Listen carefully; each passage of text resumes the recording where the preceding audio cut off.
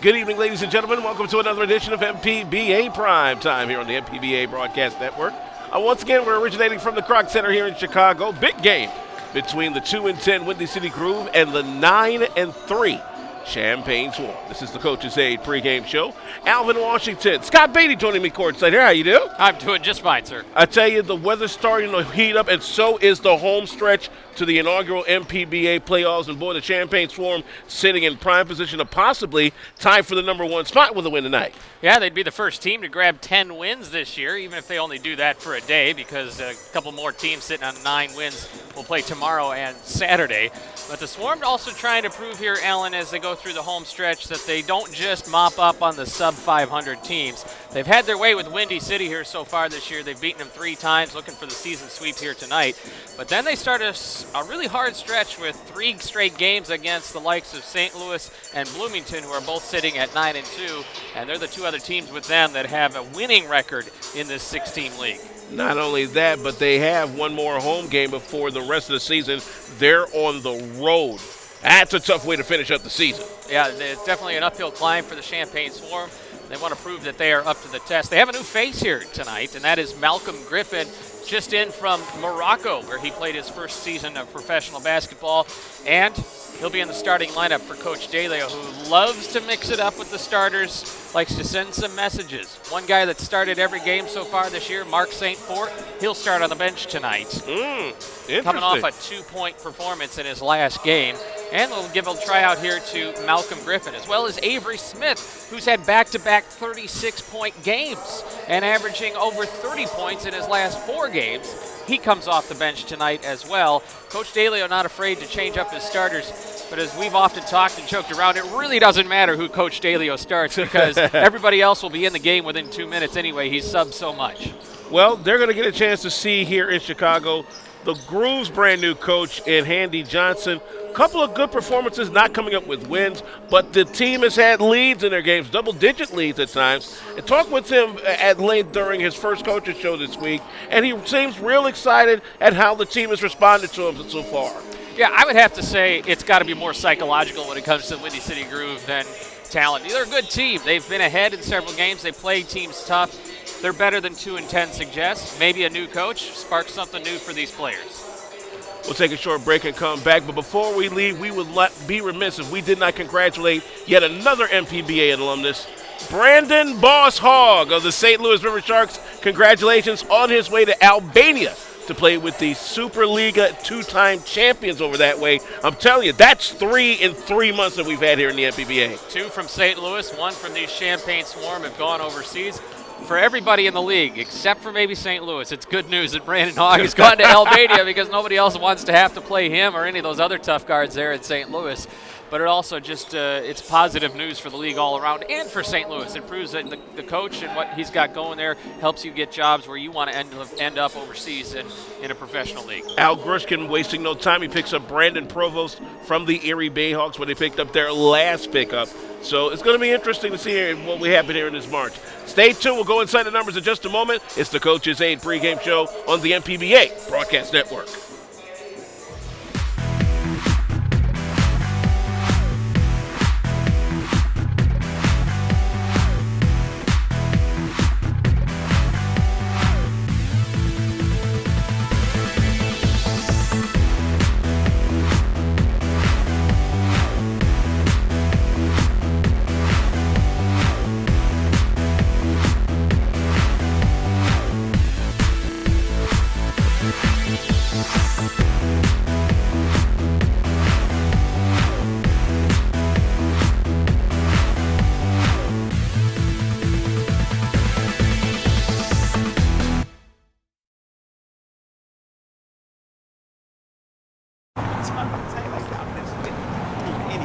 Look at dude right here in them tight old slacks. Oh, look at that hairline, man. It's way pushed back. And that tie's mad ugly. It's a horrible.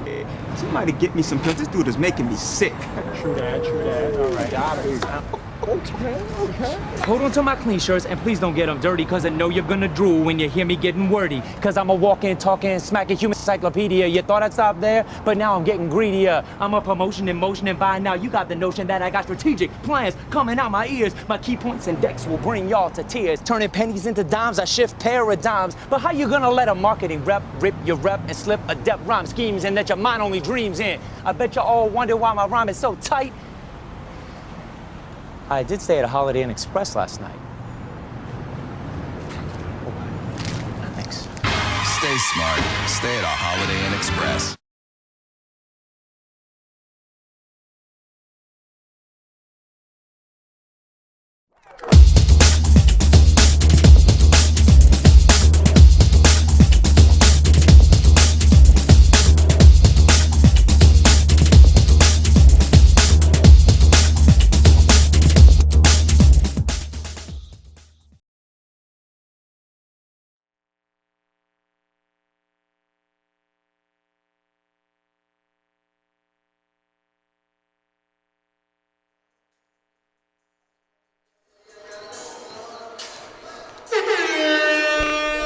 Back here on the MPBA Broadcast Network inside the Coach's Aid pregame show as we get set for the Windy City Groove and the Champaign Swarm. Alvin Washington alongside Scott Beatty here at the Kroc Center. Let's go inside the numbers real quick. As I mentioned, the Groove 2-10. They're 2-4 here at home, but their last two home games have been pretty not so good, especially when they played the St. Louis River Sharks. They had a lead in that game in the third quarter, just had a really bad break out of the half, and St. Louis just took it to them. They lost that one by 16, but the one before that, which was the back end of the two-game set with the Chicago Force, lost that one late, 101-98. So it's not for a lack of trying for this club. No, it's not. You got guys like Nate Fuqua and Chris Dillard who know how to score. Levante Douglas has come on strong since joining this team a few weeks ago. He's been putting up double-digit numbers. You know, there's a lot of good players on this. For whatever reason, they haven't been able to put it together. One thing is some poor outside shooting. They need more of that. I think they need a little more post presence. But doesn't everybody? Well, pretty much. You know, it's like saying in baseball, I could just use another left-handed pitcher that could throw a screwball. You know. Well, considering that the tallest player on the Groove is 6'8", and that's Andre Johnson. You know, they have to get their points anywhere they can. What I can say, Christopher Dillard has come on strong as of late with a few double-digit performances, and his mid-range game has been one of the most solid that we've seen here in the league. Well, and you know, he was strong in Bloomington. He's strong here as well. Now the Champaign Swarm on the other side have added some outside shooting. That's something they've been lacking as well. They have a decent three-point percentage coming in at 32%. You'd like to see that higher, but that was a lot lower before Avery Smith joined them and LaFonso Ellis Jr. Before that, in fact, against the Windy City Groove in 3 games, the Swarm were a combined 1 for 22 in three-point. Wow. So somehow they won despite the lack of outside shooting. It's a lot of cutting and it's easy layups off that transition defense. If there is an X factor in this contest, it has to be, no doubt, Aaron Weaver, who has now taken over the scoring lead for the Swarm. He's primarily come off the bench, but boy, has he paid dividends for Chris D'Elio's bunch. He really has, you know, and he's starting to mature. He's got the raw talent. He's one of the quickest guys up and down the court. Knows how to finish, knows how to get to the basket. Will take some off-balance shots, and you'll wonder how it goes in. Turnovers are an issue for him right now. He commits a lot of them. And it's to be expected with a kind of a green point guard, but you'll see him be able to create offense between him and Avery Smith. There's a lot of weapon in there in that backcourt, plus now Malcolm Griffin and LaFonso Ellis Jr. You speak of turnovers for young Mr. Weaver, 4.0 turnovers. Avery Smith at 4.2. Those are number 2 and number 1 respectfully. Weaver with some 48 turnovers.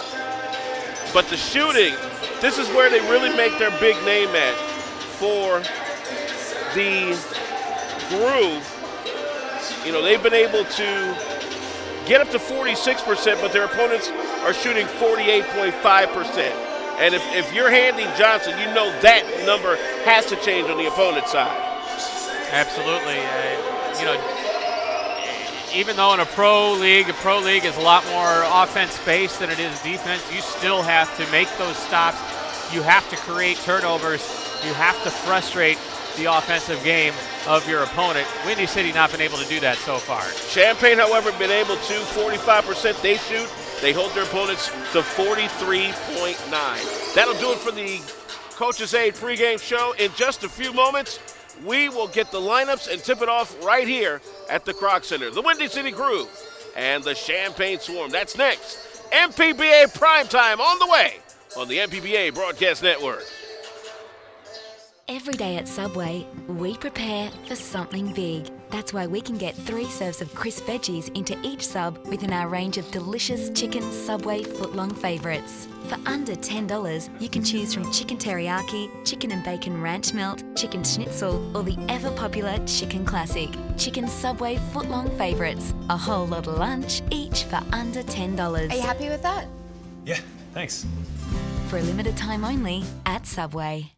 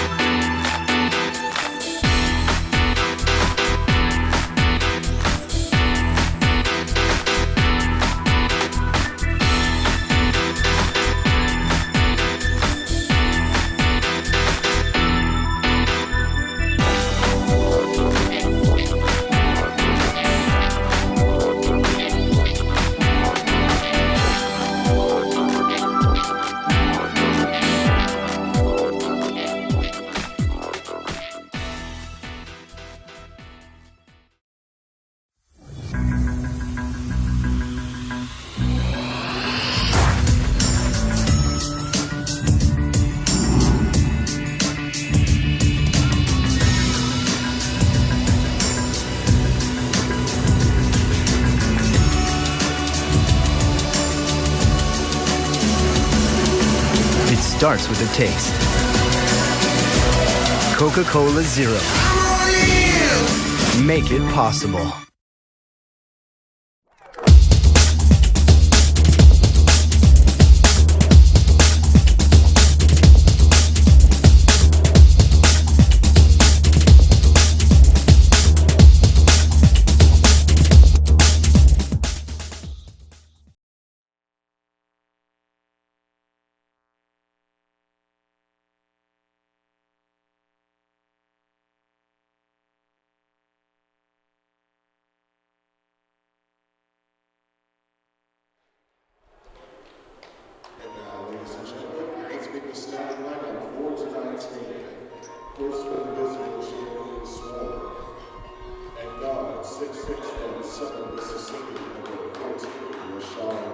Back here on MPBA Primetime and the MPBA Broadcast Network. Champaign Swarm being introduced here as they'll take on the Windy City Groove. Alvin Washington, Scott Beatty in the building. Taking a look at Champaign starters. First coach Chris Dalia will send Big Carl Mitchell, 6'8", out of Northern Kentucky. And he's joined by the newcomer, Malcolm Griffin. Wow, that's what you were talking about. Yeah, he'll get his first start. And he also has Aaron Weaver, as you mentioned, Silas Mills, and Richard McGill, rounding out the starting 5 for the visitors. Let's see who we come up with. It looks like Christopher Dillard will get the call the other way, along with Jordan Johnson at a guard. Nate Fuqua, you know he'll be in the mix. Kenyon Smith is also in that lineup. And Sam Morgan will get the call as a starter tonight. Actually, Nate Fuqua is not starting this evening, excuse me. Now that's unusual. He's your top scorer, and, you know, immediately your mind goes to injury. Is there a problem? Andy Johnson might be trying to mix things up here a little bit, just like Chris Dalio is.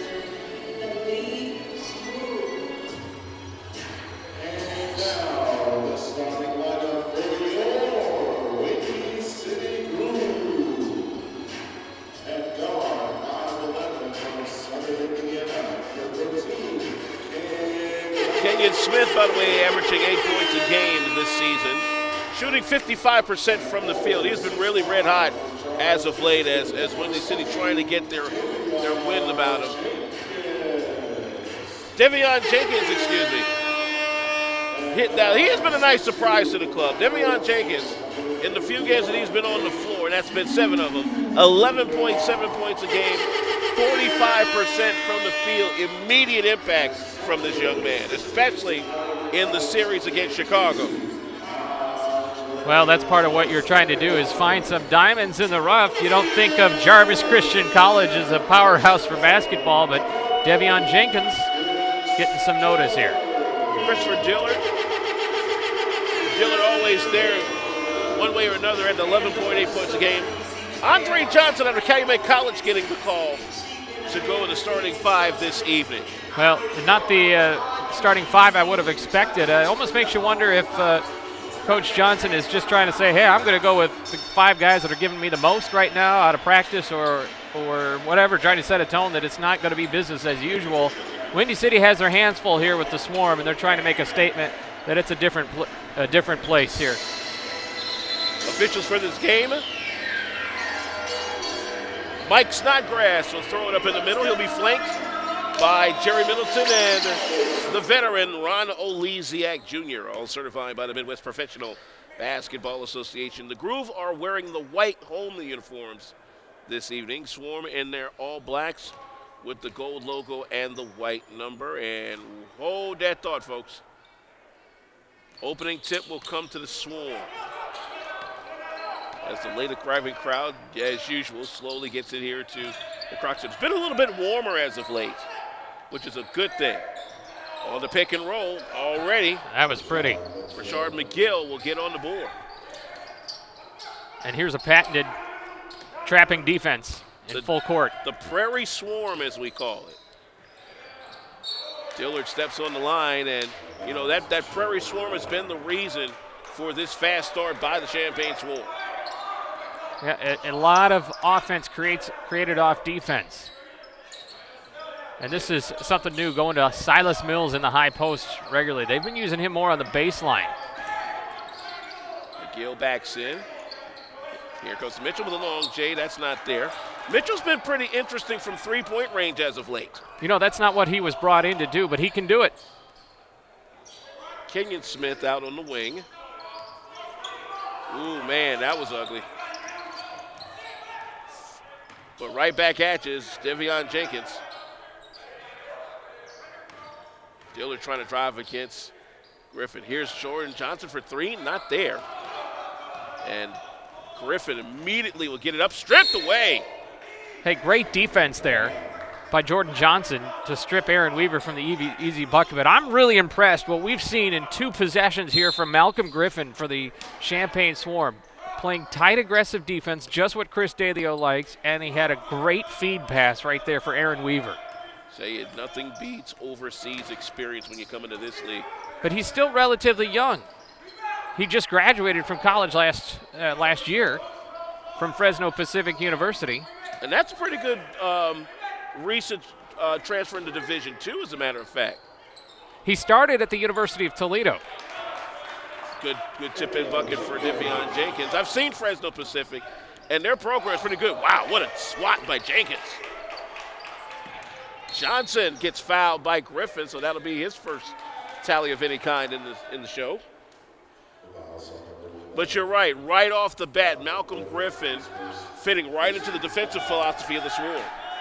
Who'd they call that on? It was on Griffin. So first team foul of any kind in this quarter as reinforcements come in. Levante Douglas will come and sit down Andre Johnson. Almost 2 minutes gone by here in the quarter, 10-10 to be exact, as we open up from Kroc Center. Here's Jordan Johnson. He gets taken away by Mitchell. Kenyon Smith almost gets it. He'll go out of bounds to the Swarm. Malcolm Griffin, a guy recruited basically by his teammates. They knew him. They recommended him to Coach Dalio. He can't beat word of mouth. And he's on the bench right now for Jordan Walker, the Champaign native. Well, not native. He's a Chicago native. This is his stomping grounds, but he lived and played in Champaign as a high schooler. Jenkins gets it back to Johnson. 7 to shoot, gets it to Diller, stripped away, out of bounds off of his foot. So a little slow going here, 2-2. There's good execution there by the Groove. Well, good conceptual execution. A little slow on the draw, though, and the Swarm are too quick. Some of the members of the Chicago Force, the accompanying team here at Kroc Center, coming in to support their Groove brethren. Saw Coach Rick Pryor earlier. Roommates? Are they roommates? No, I don't know if they're roommates. Tenants, co-tenants? Definitely co-tenants. On the running layup, here comes Aaron Weaver out of North Park, Division III school. Weaver's really come on strong at the foul line. He's picked up his pace there and really helped the Swarm down the stretch in their win over Chicago a week ago. First of two will break the tie at 9:25. 3-2 your score. Nate Fuqua comes on the floor and forgot to take off the shooting shirt. Whoops, take two. How about those blue shoes he's got, too? They look like the KDs. They look like they should be next to a taxiway at O'Hare. I don't know about all of that. I'm just saying they're bright. That's what I'm saying. Well, yeah, that's true. You know, I would be remiss if we here at the MPBA Broadcast Network did not say welcome back to the sidelines, Craig Sager over at TNT. 11 months battling leukemia. We definitely missed those great-looking suits and that great professionalism that Craig Sager has always exuded during his career at TNT. Back tonight. Matter of fact, downtown at the United Center tonight. Bulls and OKC. Surprised you're not wearing yours tonight in his honor. I'll let him rock the funky joints. Here's Weaver with a two-hand flush in traffic.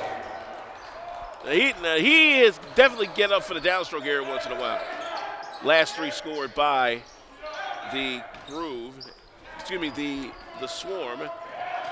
Darren Johnson now on the floor for the Groove in the white. Fuqua floats and scores. Good start for Nate Fuqua. Swarm by one. Weaver back the other way. Get that out of here, says Levante Douglas.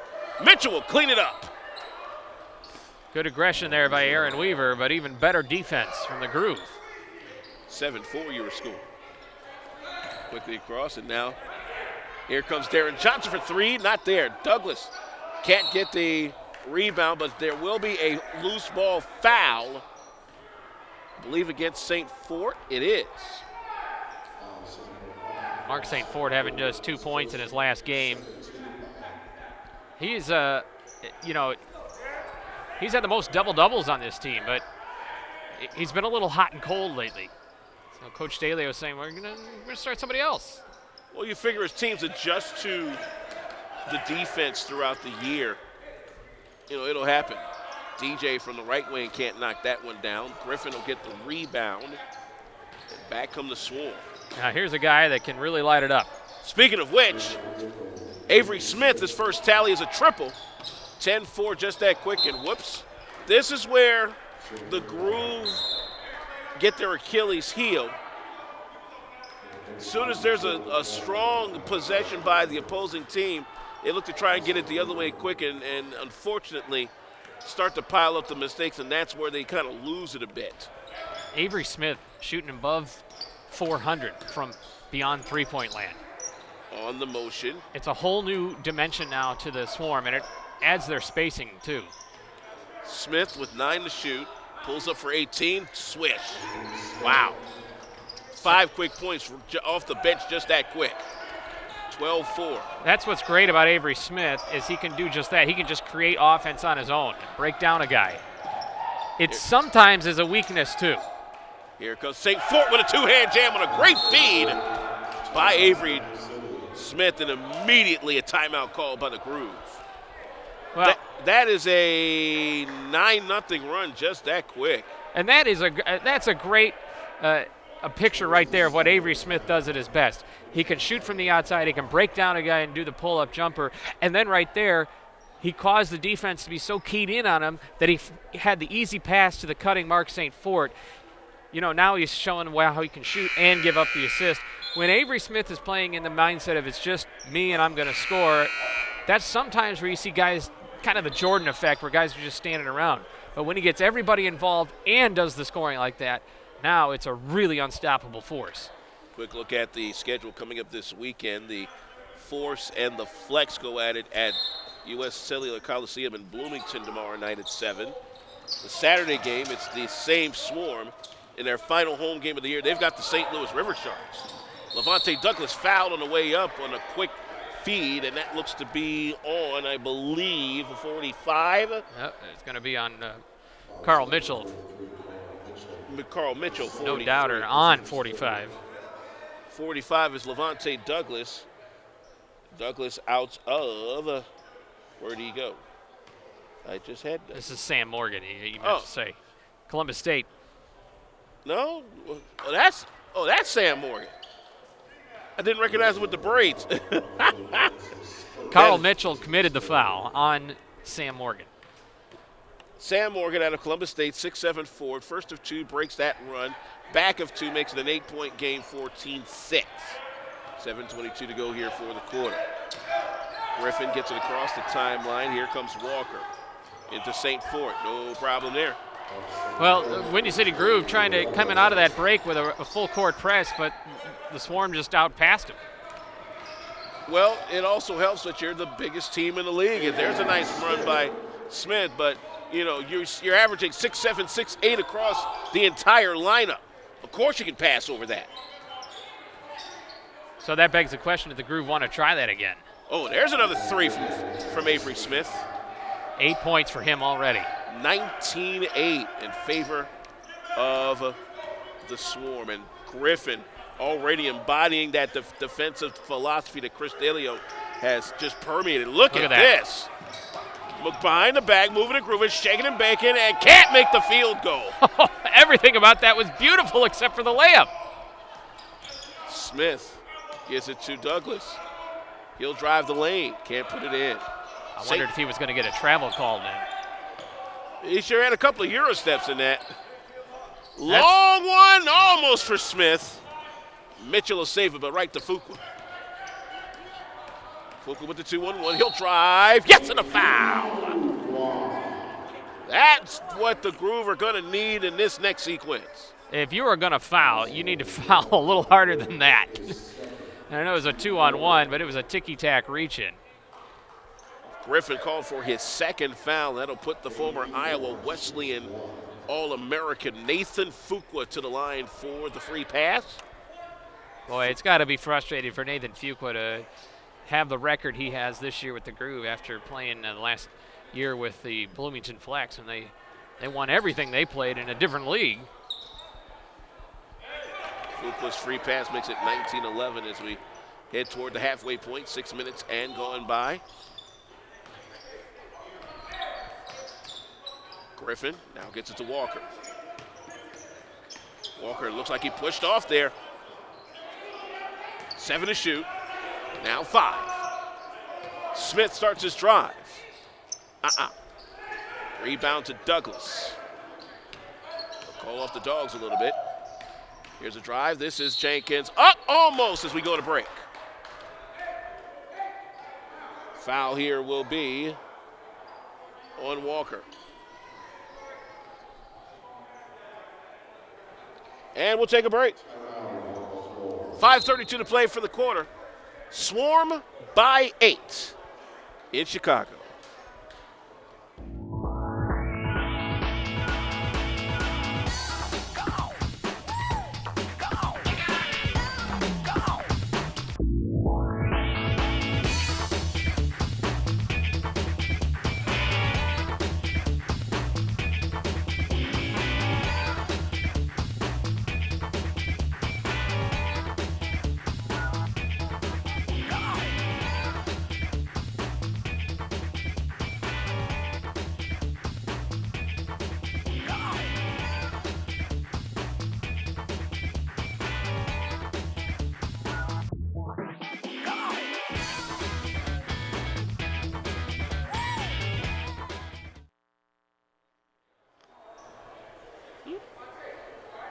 Back here on the MPBA Broadcast Network. 5:32 to go for the first quarter. Champaign 19, Windy City 11. Here's Levante. Here is Devion Jenkins, first of 2 for him. Is no good. Jenkins out of Jarvis Christian College. Up for the back of 2. It's up. It's good. 19-20. Back come the Swarm.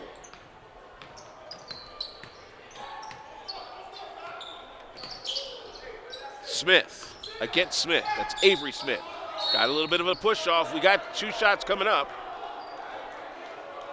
Well, Avery Smith, whether he pushed off or not, he's a veteran player and knows how to do the guard moves that create the image of a foul. The foul, they'll charge the foul to Devion Jenkins on that one. Avery Smith out of UW Milwaukee of the Horizon League, first of 2, splash, 20-12. Here with 5:23 to go for the first quarter. He was a leading scorer there for a season. Back in will knock that down. So, probably the one thing he may regret not playing under Bo Ryan, who actually coached at UW Milwaukee for a moment, as Jenkins will go to the foul line on this one.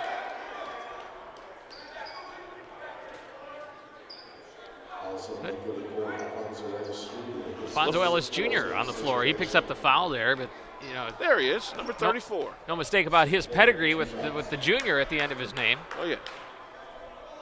First of 2 is good for Devion Jenkins and LaFonso Ellis Jr. That should be Levante Douglas. All right.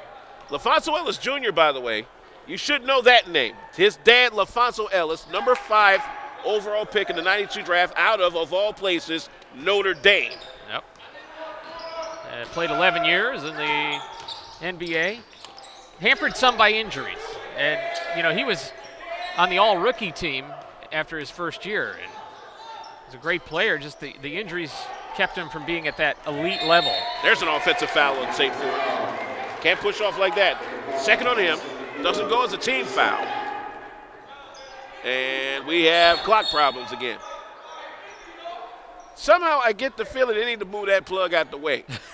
I'm just looking at it like that. There's just all kind of problems looking at that. There it is. The good news is when that clock goes out, it remembers where it was. Oh, God goodness. Thank God for those additions. Back to play is Fuqua inbound. Tell you, this Prairie Swarm defense, Chris Dalio really has got things going. Good block that time by Mills on the push. And now the other way, it's Walker with the Euro step and score. I said Weaver, but right back at you. Whoops.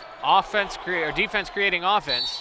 Douglas is going to come back the other way and knock it down, plus a foul. That'll be on Mills. Mills is picked.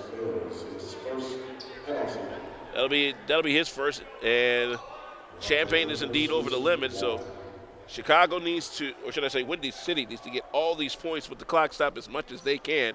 Free pass is no good. Weaver will pick it up for the Swarm. Avery Smith against Kenyon Smith. So quick. Left hand, right hand in the lane, not there. It's Kenyon Smith. Quickly gets it down to Darren Johnson. Up, under it, and good. And quickly a timeout by Chris Dalio as the lead now down to 5. I think one of the things he may have be wondering is, Avery Smith, again, when he tries to do too much, as he was in 3 or 4 defenders there, that's when it doesn't give your team a chance to create and get the sure shots. Quick 20-second timeout by the Swarm. We'll be looking at the schedule for the rest of the weekend. The same Swarm will host the River Sharks Saturday at Parkland. That's the home finale for the season. And then the last 7 games will all be on the road. And that's going to be a daunting task. They do have one more home game after that. They have 2 home games left, the next 2 Saturdays. But the point still stands that you're making, Alvin, that it's a very lopsided schedule here as things close out towards road games. They have yet to come back here one more time to face the Chicago Force, and then 4 more trips.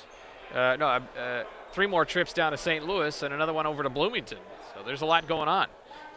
Matter of fact, for those of you who were listening to our broadcast on February 28th, we mentioned that the games this past Sunday, the 1st, were postponed because of that very horrendous storm that came through the midsection over the weekend. As a matter of fact, there's still some major storms coming through as well. And that's the reason the Swarm have not played in a week. We're back to action here. 23-18 is the count.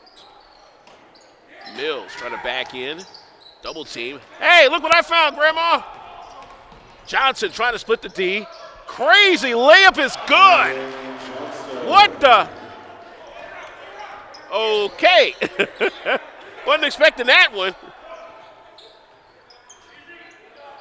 Swarm by 3. Little run here for the Groove. Boy, haven't we seen this before?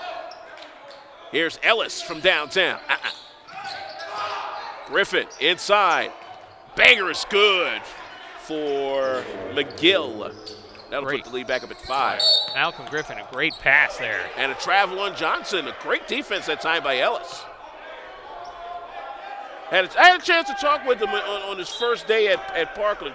Boy, very, very impressionable. You can tell his dad groomed him very well. He's 27, so he's traveled a bit. You know, so every chance he gets an opportunity to play here in the pros, he definitely takes advantage of it. He's taking a lot of the advantages here. Weaver. Double team and called for the foul. And that was a great move there by Weaver, too. As soon as he had contact, he made a move like he was going to the basket, knowing he was going to get the opportunity to go to. You know, he was cutting horizontal there. You could make an argument he wasn't ready to shoot. But as soon as that contact happened, he was making the motion. Speaking of which, as Aaron Weaver goes back to the line for 2 more, I'm not sure if you saw this play last night. It was the Houston-Memphis game, and James Harden was going up for what would have been the game-winning bucket, but the ball got stripped away from him. He was looking for a foul. Was the contact egregious enough to have a foul call? I didn't see the play. For what it was a no call, and Marc Gasol wound up hitting the game-winning bucket with 1/10 of a second left, and Kevin McHale, the coach of Houston, was still saying, hey, that was a foul down there. It didn't look like it was egregious enough, at least not to me. And referees tend to swallow the whistle there late in the ballgame unless they see it egregious.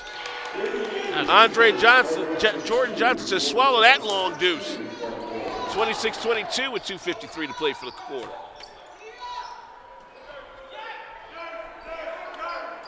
But you know, it really depends on the situation. Either you're going to let him play or you're going to call it. There's Ellis with a nice glider. Hey, can't let him go like that, Chief. The Red Sea just parted there for LaFonso Ellis. I mean, big time. Fuqua takes it to the cup, got blocked away, but he'll go up for 2. Hey, it was a good aggressive defense there by LaFonso Ellis, and you know, that was tight. Let's take a break here. We'll come back to that thought as soon as we come back. Swarm by 6 with 2:24 in the first in Chicago.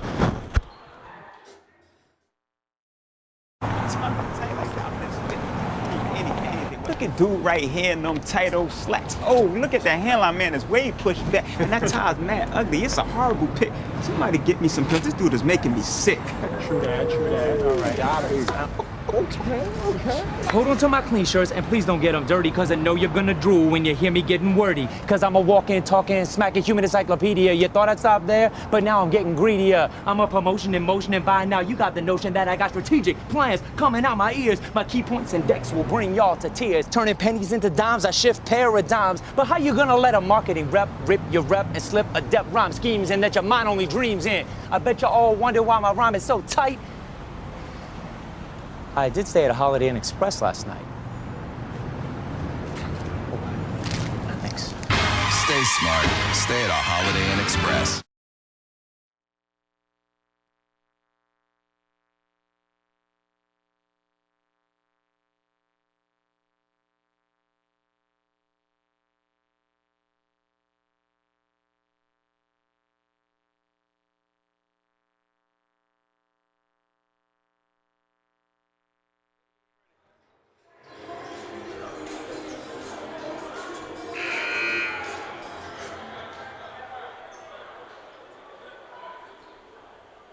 back here on the MPBA. Prime time. 28-22. The Champaign Swarm leading the Windy City Groove. 2:24 to play here for the first quarter. Alvin Washington, Scott Beatty in the building at the Kroc Center in Chicago. At the line for a pair, Nate Fuqua once again to try and chop this lead back down to 4. The southpaw out of Proviso East High School in Maywood hits the first of 2. That's perennially a good high school program. Oh, yeah, a few titles between the 90s and 2000s. Donnie Boyce, who unfortunately was unceremoniously fired as head coach of that program earlier this year, was a part of both of those state championship teams in 1991 and 92. One of them being an undefeated run. Ellis can't hit from the baseline. Good ball movement. Ball will stay with the Swarm and a fresh shot clock. You know, Lyvan Pyfrom on the floor now for the Swarm, the big 7-footer. Well, Coach DeLeo has said that he's been a real difference maker. You might not see it as he checks back out. You might not see it on the stat sheet, but he's there to alter shots, get in the way, just like a big body should. Rim protector, they're calling them now. All right. At least that's what the buzzword is these days. Here comes Weaver. Got blocked. Hot potato will come to, it's like Morgan. Now it's Kenyon Smith. They're finding Weaver the ball near his waist on the way up. That one tipped out for a moment. The clock will be at 14 to shoot with 1:52. I'll tell you, they're clogging these lanes up on both sides of the court, and that's why you really can't see too much as far as inside unless you're really driving it like Aaron Weaver has the last few times down. Well, you sense Windy City, the body language here says we want to be in this game. Not ready to give up. Stay right there. Shot clock to 12. Game clock to 1:49. Quick look at the Coach's Aid Pro scoreboard. Oklahoma City leading Chicago 18-12. Douglas gets the inbound. They'll whip it around the horn. Darren Johnson with a whole gang of folk. Boy, that Prairie Swarm is nasty even in the half court. Deflected by Griffin into the hands of Mitchell. Again, 6'7", 6'8". That's the average. When you've got good hands like that, you're going to get 50-50 balls more often than not. 8 to shoot. Hold it. We got an offensive foul on Mitchell. That'll be 2 on him.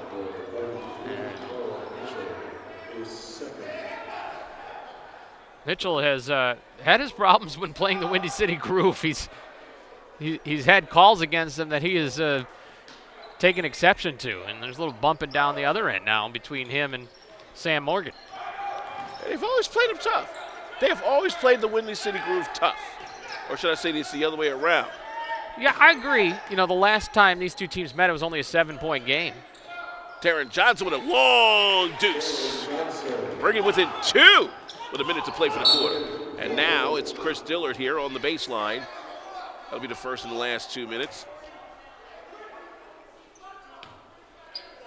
59.4, but they'll keep the shot clock at 21. Is that, I don't think that's bonus as of yet, because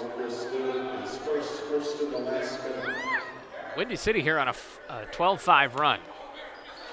Tell you, for what it's worth, you know, they've been steady. They've been pretty good on defense. They've caught some breaks.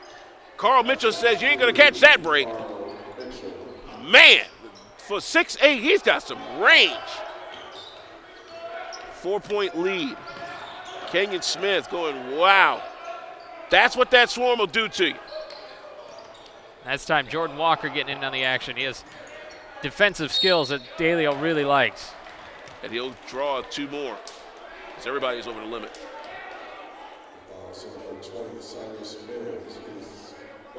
Ooh, I don't think you want that side. They credited the foul to somebody else for the Swarm. That's not it, bro. Yeah, it's Devion Jenkins that picked up the foul. Jordan Walker cannot hit the first of 2. Walker out of Walsh University. Walker on the season shooting 62% from the foul line. Back in, yeah. Last 3 scored by the Swarm, and here they go with their world-famous full-court press again. Half minute to play for the quarter.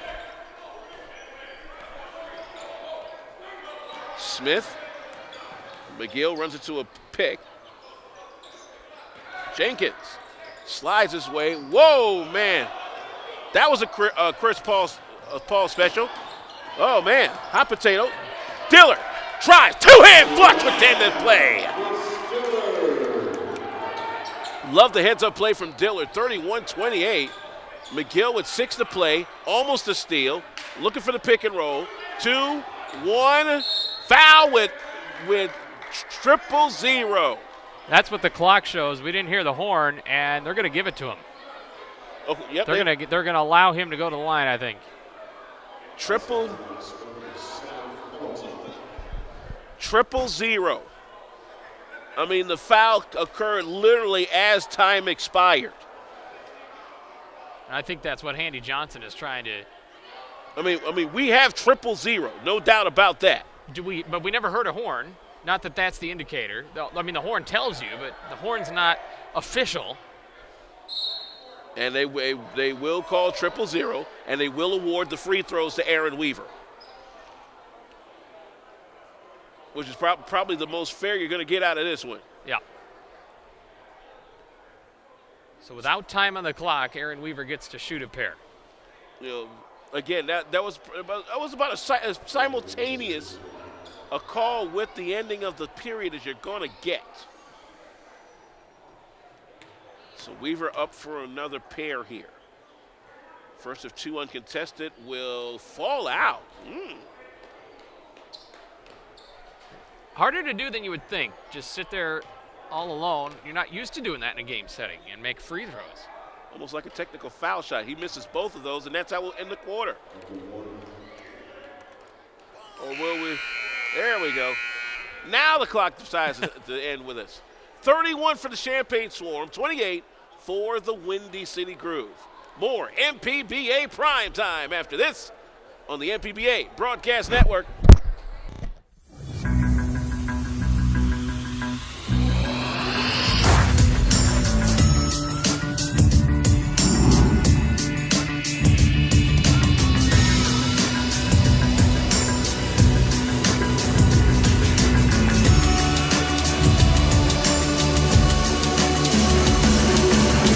Starts with a taste.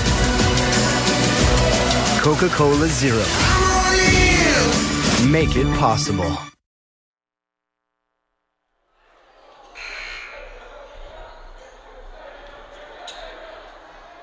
Hold on. Mike, hold on.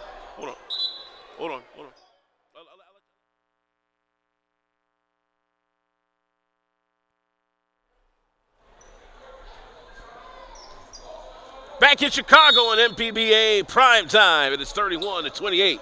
The Champaign Swarm will get the steal off the Windy City Groove inbound and draw 2 shots right out the gate.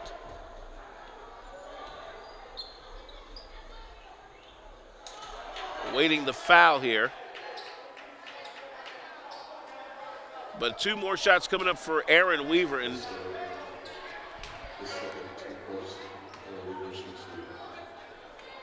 I tell you, that Prairie Swarm, Scott, golly. You know, you've changed your topography.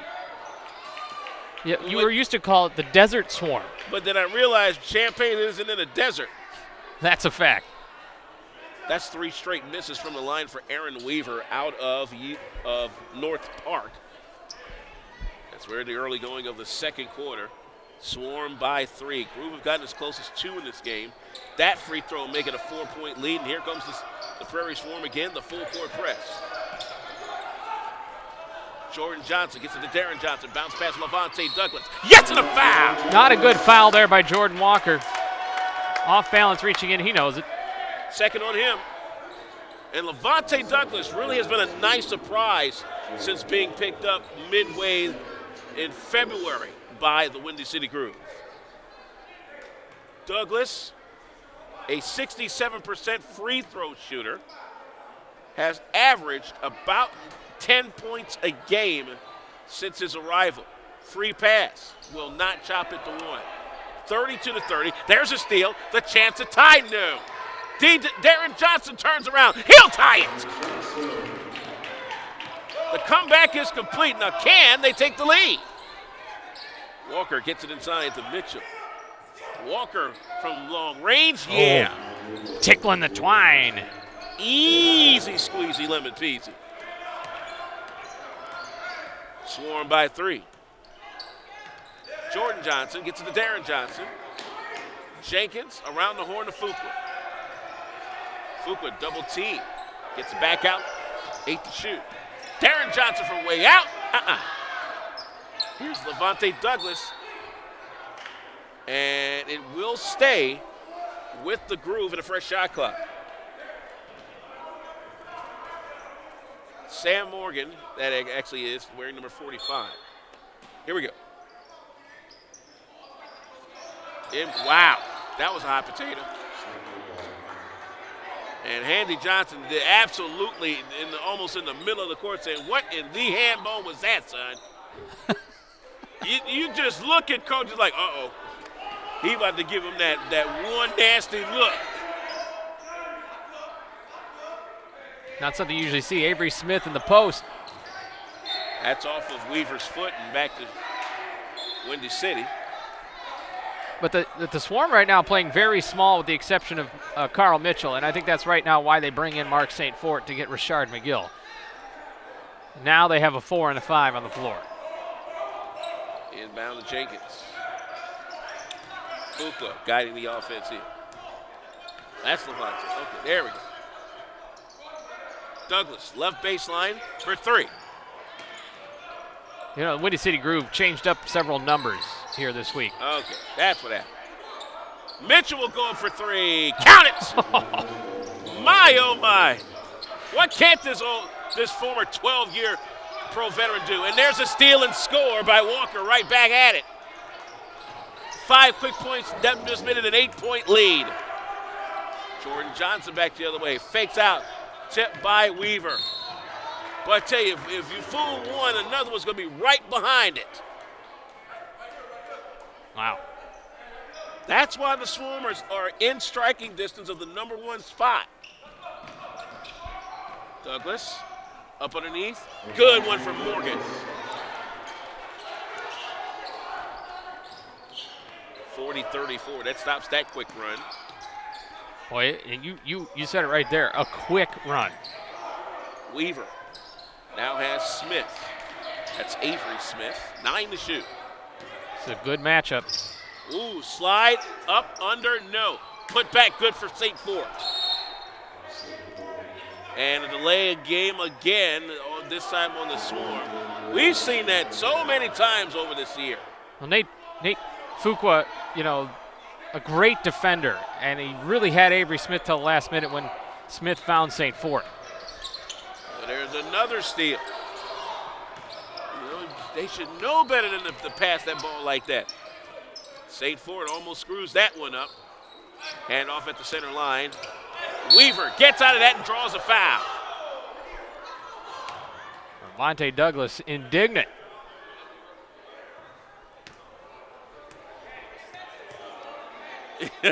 He's still asking what he did. What'd I do? He said you hip checked him. Like, what'd I do? 8-point lead for the Swarm. 14-second shot clock after the foul. Fuqua almost steals. And they'll let it go. Weaver guides the offense. Avery Smith shoots it with 3 to shoot. Count it! Golly! My goodness, Avery Smith going off here in the first half. Creating space with that dribble and nailing the three-pointers. That's his 3rd of the ball game. Feed underneath. There's a good feed that time by Jordan Johnson. That'll bring it back down to 9. 45-36 with 8:56. Weaver kicks it out. Avery Smith with an offensive foul. Oh, and a little kick there at the end by Jordan by Jordan, and that's going to cause a little stir here, and everybody's better stay put. Hopefully we're not going to have that James Harden situation from the other night. Speaking of which, just found out through the wire that the NBA looked at that play that I was telling you about. Yeah. They thought he was fouled. Referees didn't call it. Well, and my question is, so? There's a lot of fouls that referees don't call. Here's Fuqua with a hard drive, can't get the shot to go. But this is a part of the new initiative for the NBA reviewing the plays in the last 2 minutes of the what the? Carl Mitchell, gosh, just put it back up by 12. But the NBA it's got an initiative going as that steal, and they'll give it to Walker. 1-on-1 handcuff, and this is where the mistakes pile up quickly. And a technical foul against Walker for showboating. Well, he dunked with authority, and Chris Daly is going to come out and ask what happened. Oh, yeah. But while that's going on, we're going to take a break. 50-36, the Champaign Swarm have opened up a 14-point lead on the Groove here in Chicago.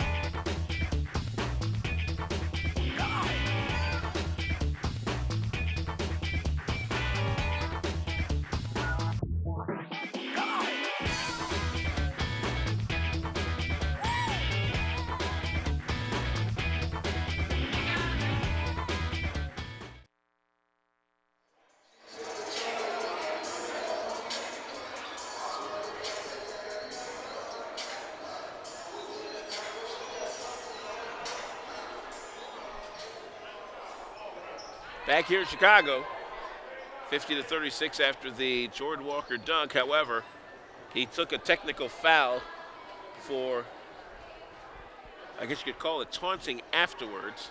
So Nathan Fuqua will shoot the technical foul shot and will resume play with the Groove in possession. Well, there's been a little sparring here between these two teams. Well, again, the Windy City Groove have played this club tough almost every time down the chute.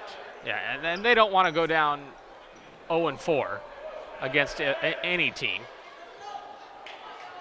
You know, tiebreakers are going to start coming into play in a little bit. Groove will inbound here, and now there's that Swarm again. They'll break the press, get it down to Demetrius Haywood, who gets stepped on the line. Lucky break for the Swarm because Mark St. Fort banged into him and would have had a foul. That's 3 straight turnovers in this sequence by the Groove. McGill, Walker, St. Fort, Avery Smith, and Mitchell for the Swarm. Kenyon Smith, Douglas Haywood, Morgan, and Fuqua for the Groove. Now the out of bounds, they'll talk it over. It'll stay with the Swarm. 7:55 to play for the half. Our view was blocked on that. I think that was the correct call because there wasn't any Swarm player behind that pass. Inbound comes St. Fort. Got it taken away by Fuqua. Isn't the referee's call always the correct call? Usually is. Might not be accurate. Kenyon Smith. No, I think everybody, that was kidding aside, I think everybody's been pretty impressed with the officiating in this league. A strip away. Avery Smith drives and whoops. That was a no-look pass, and I really mean a no-look pass. That was the Alexei Schmidt special. That was pass the ball and hope somebody's there. And, you know, it's getting a little sloppy here now. We will now see Dana Givens out of northern New Mexico wearing number 4 for the Groove tonight. Groove are in the white, by the way. Trying to chop into a 13-point lead that got that way in a hurry. And that's the reason why. Griffin, Smith, and the foul. Wow. Man, oh man. I am really impressed with what we have seen out of Malcolm Griffin, the newcomer. No points for him. But good court awareness. This guy playing more like a veteran than a rookie. Tell you that overseas experience in Morocco might have done him some good coming into this particular campaign as Avery Smith goes up for the free pass. Splash. Man, oh man, it's a 16-point lead. I mean, it's gotten up that way in a hurry. Givens. Look at this swarming defense. And this time Griffin's going to get dinged out. That's his third. Non-shooting, by the way, so we'll put it where? On the side. St. Fort in, Griffin out for the Swarm. Fuqua to Kenyon Smith. Long pass, floater, and good.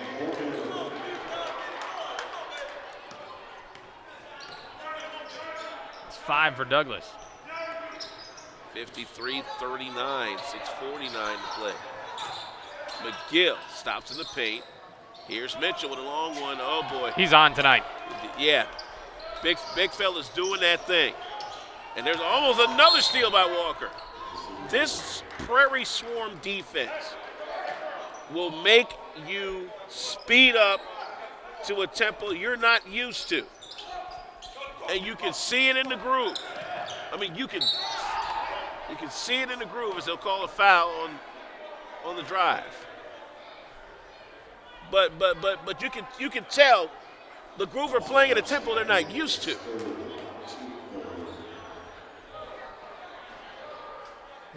You know, it really, because of that, there's been 3 teams that have pulled away, and the record shows it, with Bloomington and St. Louis and Champaign. Those 3 teams play quicker. You know, the one team that befuddles me is the Chicago Force,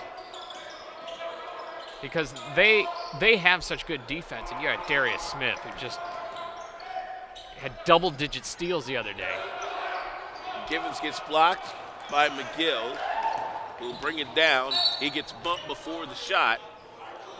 You know, and the Force have been the hard luck squad this year because they've had leads all the way literally up to almost the end of the game. They've been snake bit twice by the Swarm by 3 points down at Champaign. You know, as a matter of fact, was looking at the schedule, the Swarm swept them as a result of that last contest. So the Swarm hold the season sweep against the Force. The best the Force can do right now is 4th place, if they get it going. Well, that's the best that it seems like any of the bottom 3 can do. I mean, the demarcation line is there. What I'm surprised at is the current surge by the Gateway Steam. They've put it together for the last 3 games.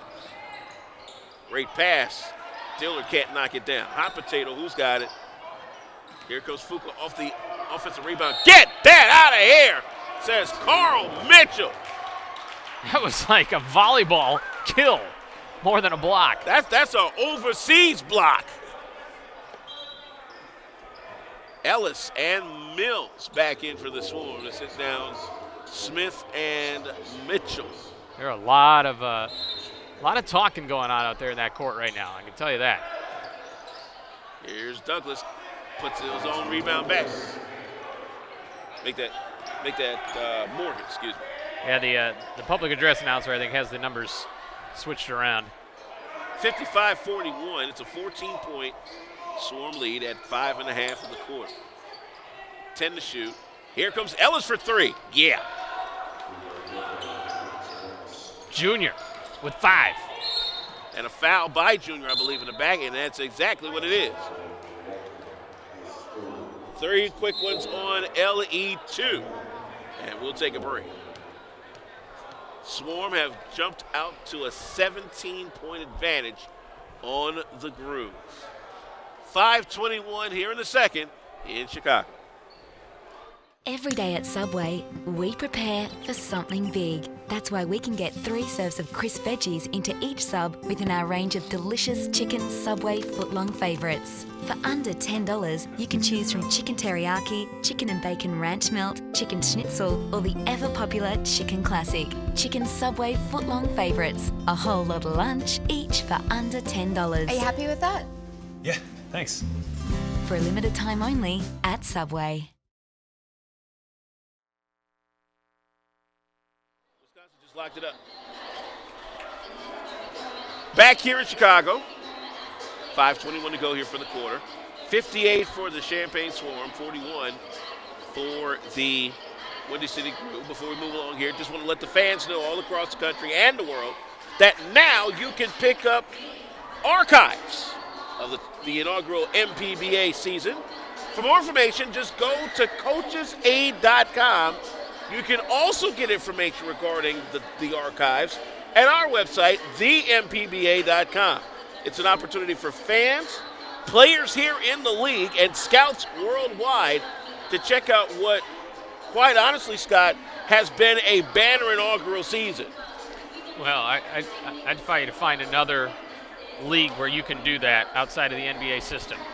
It's been great, and the folks like our producer director here tonight, Chris Phillips, and his crew, and Dean O'Neill, and all the folks at Coaches Aid really provided a great opportunity for basketball fans across the country, scouts, and players to be seen, and we have had 3 players move on to overseas. And one of the reasons is because people were able to see them and not just go on somebody saying, this guy is, how many times have you looked at a write-up about a player that says something like great basketball IQ, floor leader?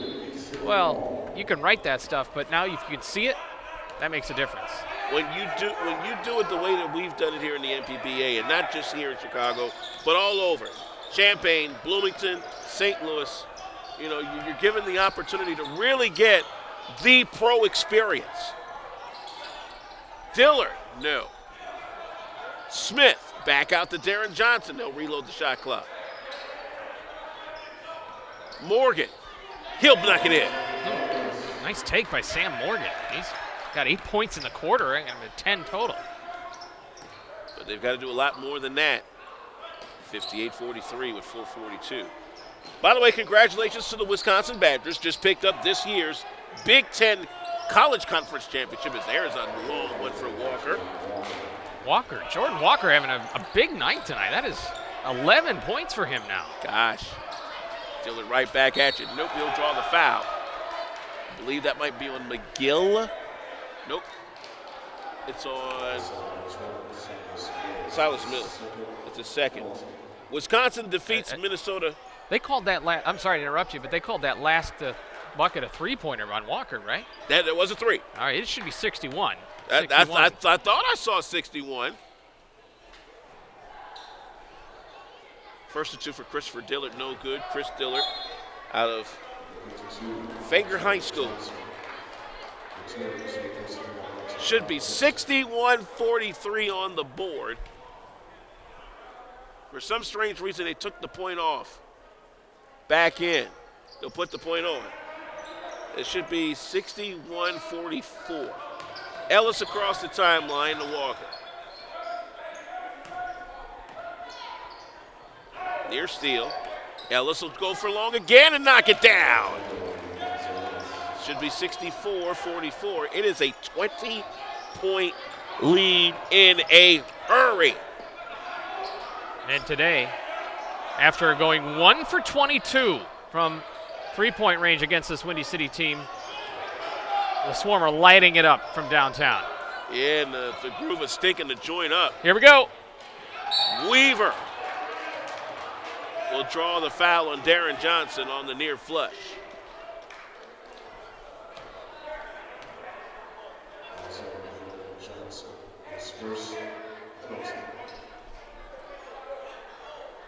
3:49 to play here for the quarter. All right, now we're getting word from the bench. They did mark it as a. Well, while that's going on, Aaron Weaver will not hit the first of two.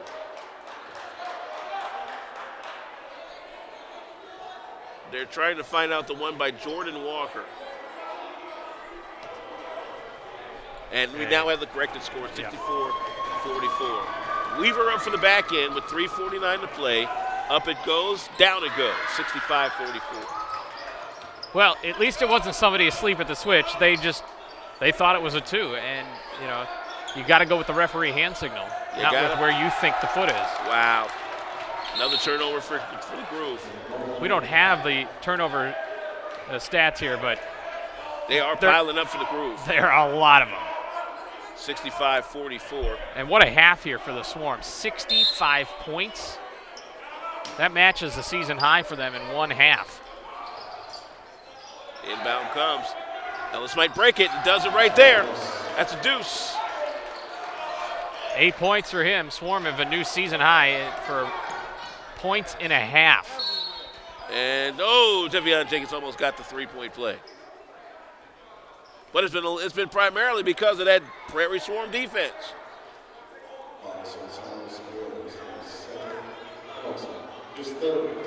Three fouls now on Silas Mills as Devion Jenkins goes back to the line. First of two here. Yeah. On the Coach's Aid Pro scoreboard, Oklahoma City has opened up a 10-point lead in the second quarter, 39-29 on Chicago.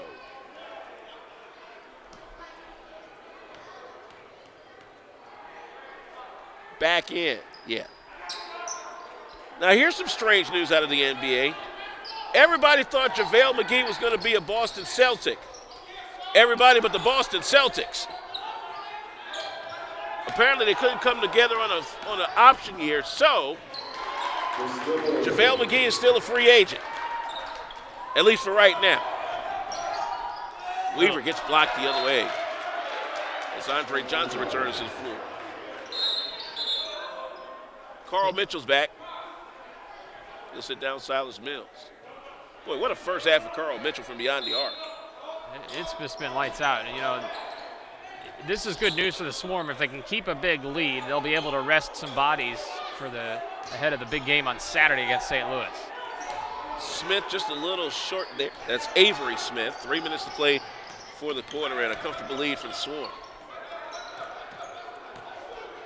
Darren Johnson trying to find the screen, gets it from Andre Johnson. Inside the arc, Tip in bucket, good for Dillard.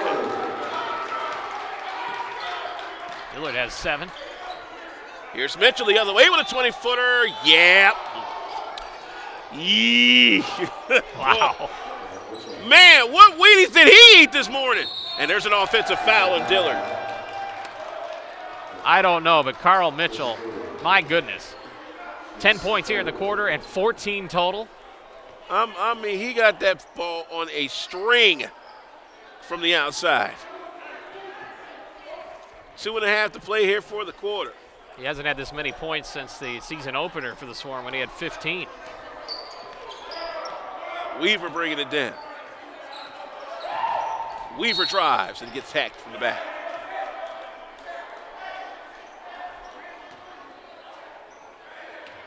Look like that's Dillard, if that's the case.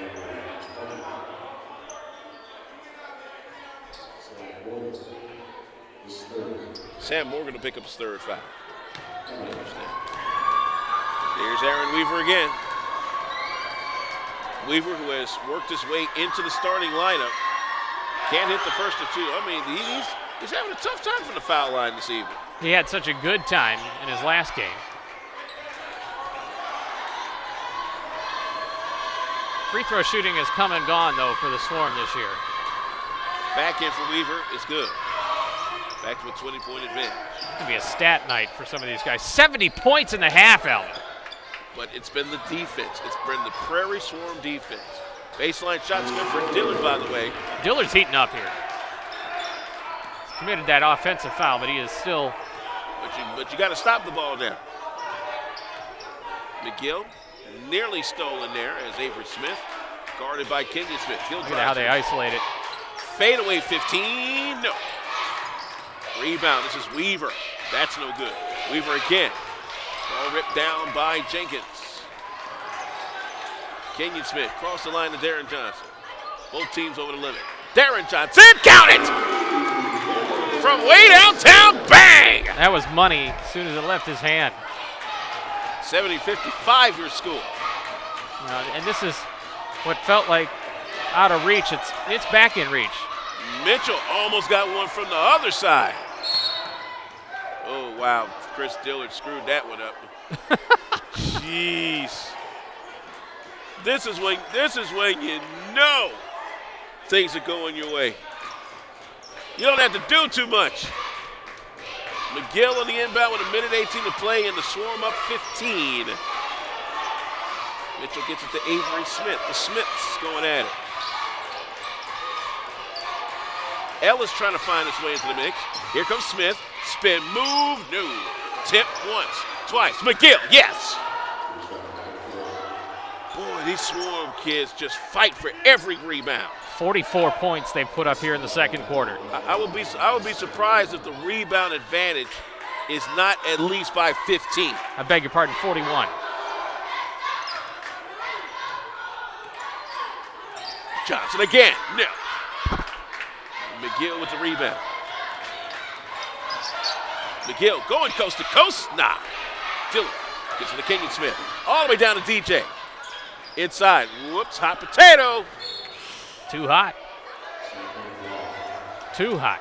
That has been the Groove's Achilles heel tonight.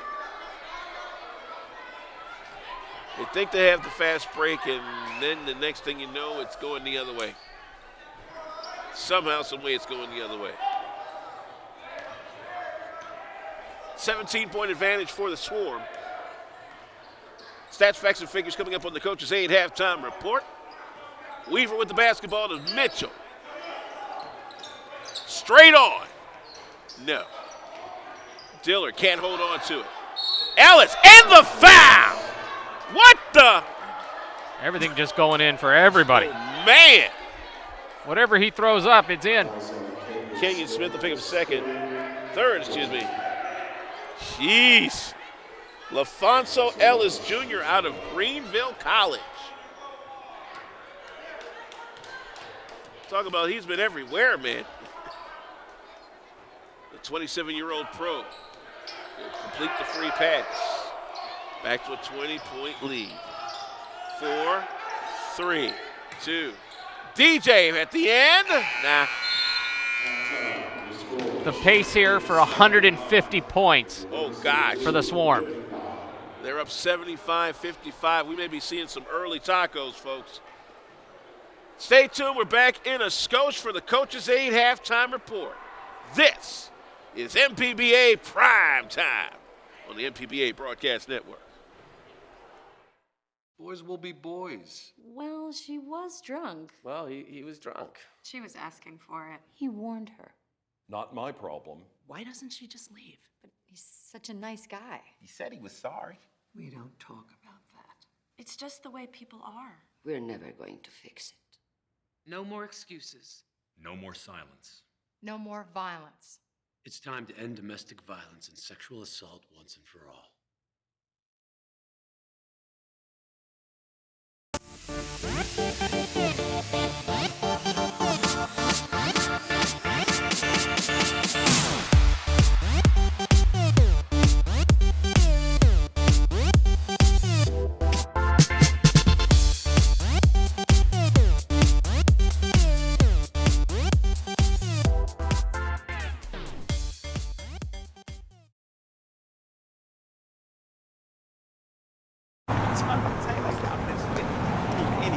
Look at dude right here in them tight old slacks. Oh, look at that hairline, man. It's way pushed back. And that tie's mad ugly. It's a horrible pick. Somebody get me some pills. This dude is making me sick. True that, true that. All right, Okay. Hold on to my clean shirts and please don't get them dirty, cause I know you're gonna drool when you hear me getting wordy. Cause I'm a walking, talking, smacking human encyclopedia. You thought I'd stop there, but now I'm getting greedier. I'm a promotion in motion, and by now you got the notion that I got strategic plans coming out my ears. My key points and decks will bring y'all to tears. Turning pennies into dimes, I shift paradigms. But how you gonna let a marketing rep rip your rep and slip adept rhyme schemes and that your mind only dreams in? I bet you all wonder why my rhyme is so tight. I did stay at a Holiday Inn Express last night. Thanks. Stay smart. Stay at a Holiday Inn Express.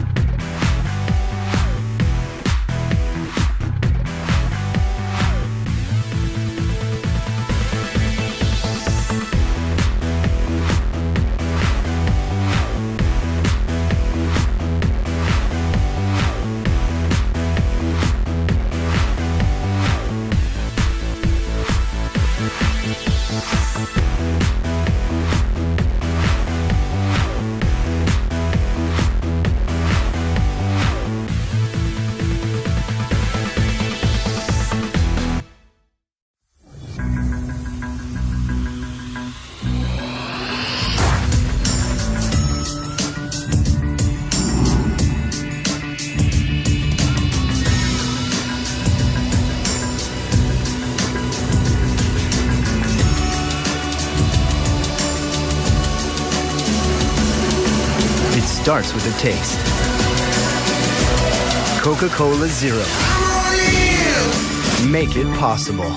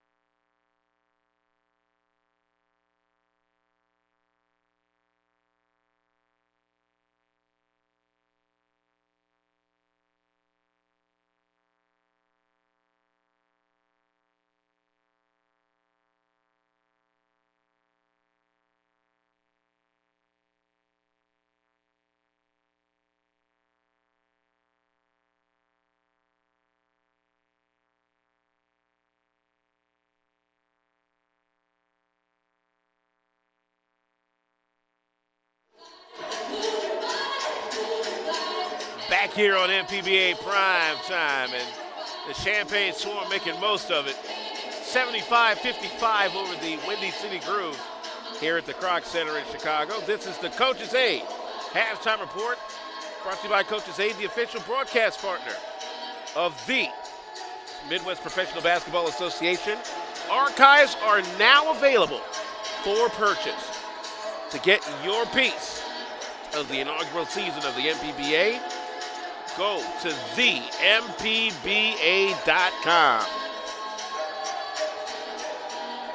Looking at the first half scoring leaders, it's been all Champaign. And I do mean all of them. 16 for Avery Smith, including 3 of 4 from three-point range. 14 for Carl Mitchell. LaFonso Ellis with a quick 13 off the bench. Jordan Walker with 11. On the reverse for Windy City, their scoring has come from Levante Douglas with 12, 11 from Darren Johnson. They're the only two players in double figures. We would figure most of the action would come from the rebounding and the turnover department, and that hasn't failed a bit. 11 rebounds for the Swarm. Strangely enough, 12 for the Windy City Groove. However, this is where things fall apart for the Groove. 13 turnovers, which has definitely turned into major point runs for the Champaign Swarm, who themselves have only committed 4 turnovers. That right there is the difference in this contest. Not to mention the outside shooting by the Champaign Swarm has just been unbelievable, especially from the likes of Avery Smith and Carl Mitchell, who seems to find the fountain of youth the moment he hits his first one from beyond the arc. We'll take a moment and come on back and have more of this halftime report. As you see in front of you, the Kroc Center dancers here at the Kroc Center Salvation Army campus. 75 for the Champaign Swarm, 55 for the Windy City Groove. It's MPBA primetime and only on the MPBA Broadcast Network.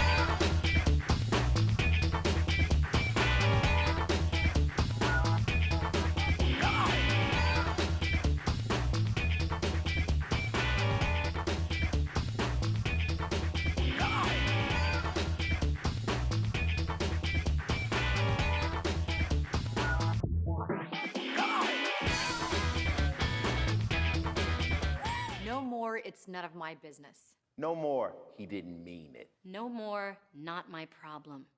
No more, she was flirting with him. No more, she was asking for it. No more, boys will be boys. No more, I'll say something next time. No more bystanding. No more ignorance. No more excuses. No more.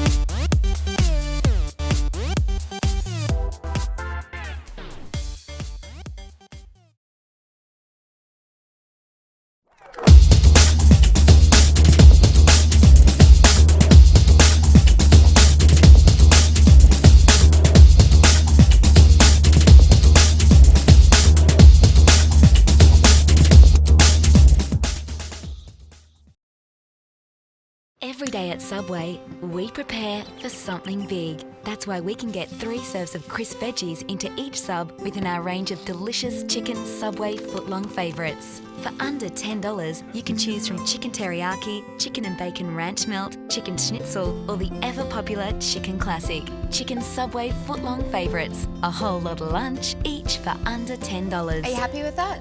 Yeah, thanks. For a limited time only at Subway.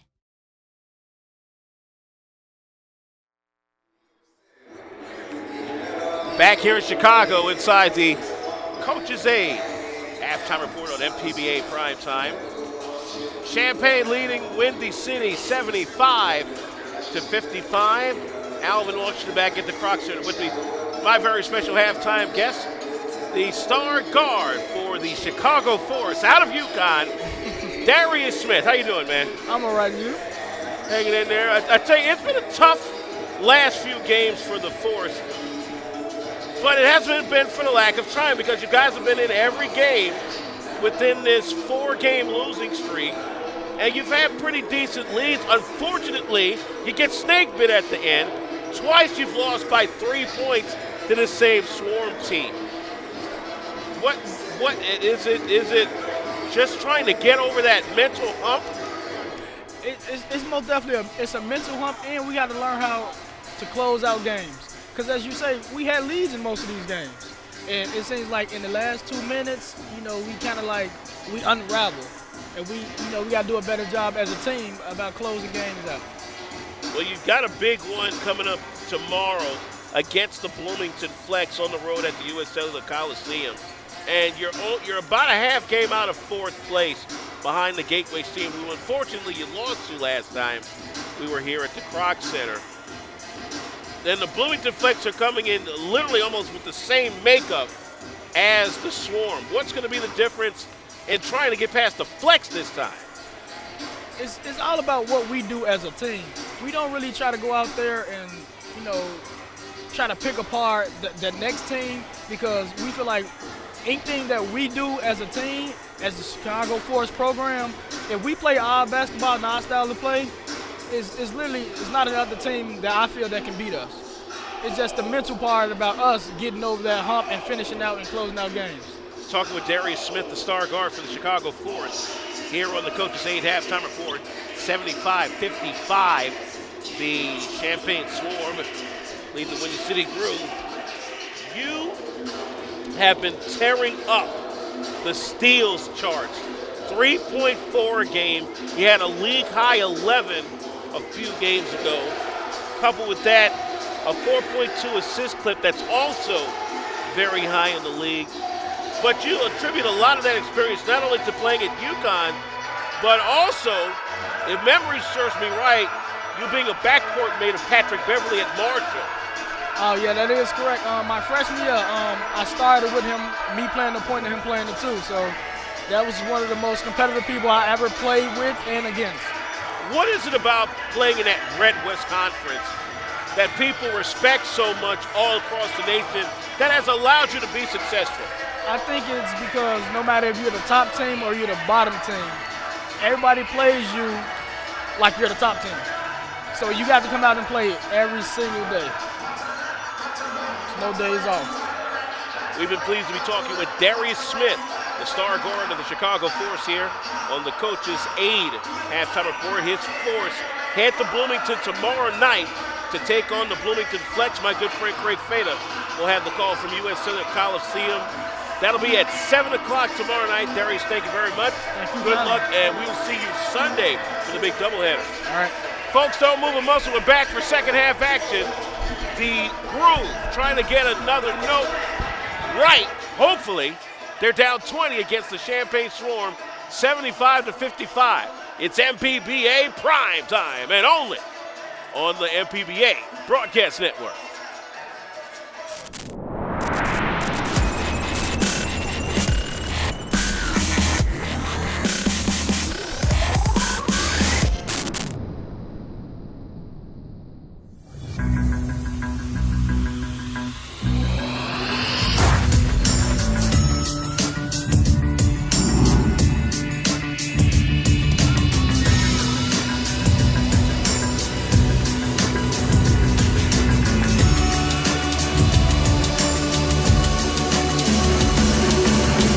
Starts with a taste.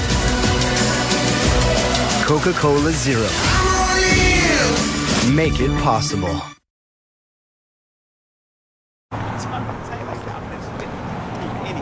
Look at dude right here in them tight old slacks. Oh, look at that hairline, man. It's way pushed back. And that tie's mad ugly. It's a horrible pick. Somebody get me some pills. This dude is making me sick. True that. All right. Got it.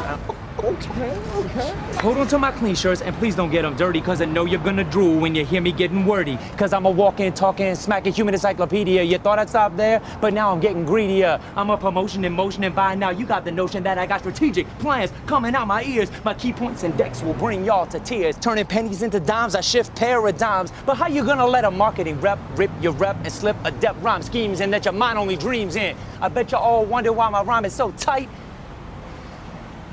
I did stay at a Holiday Inn Express last night. Thanks. Stay smart. Stay at a Holiday Inn Express.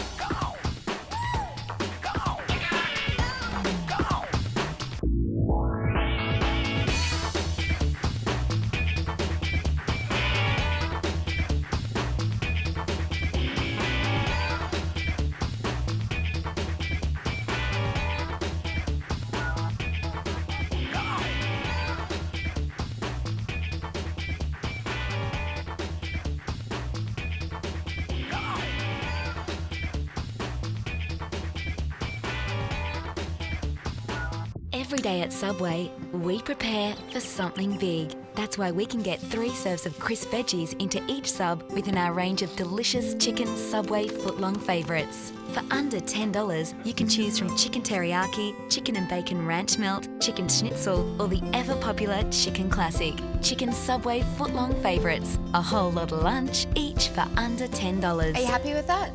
Yeah, thanks. For a limited time only at Subway.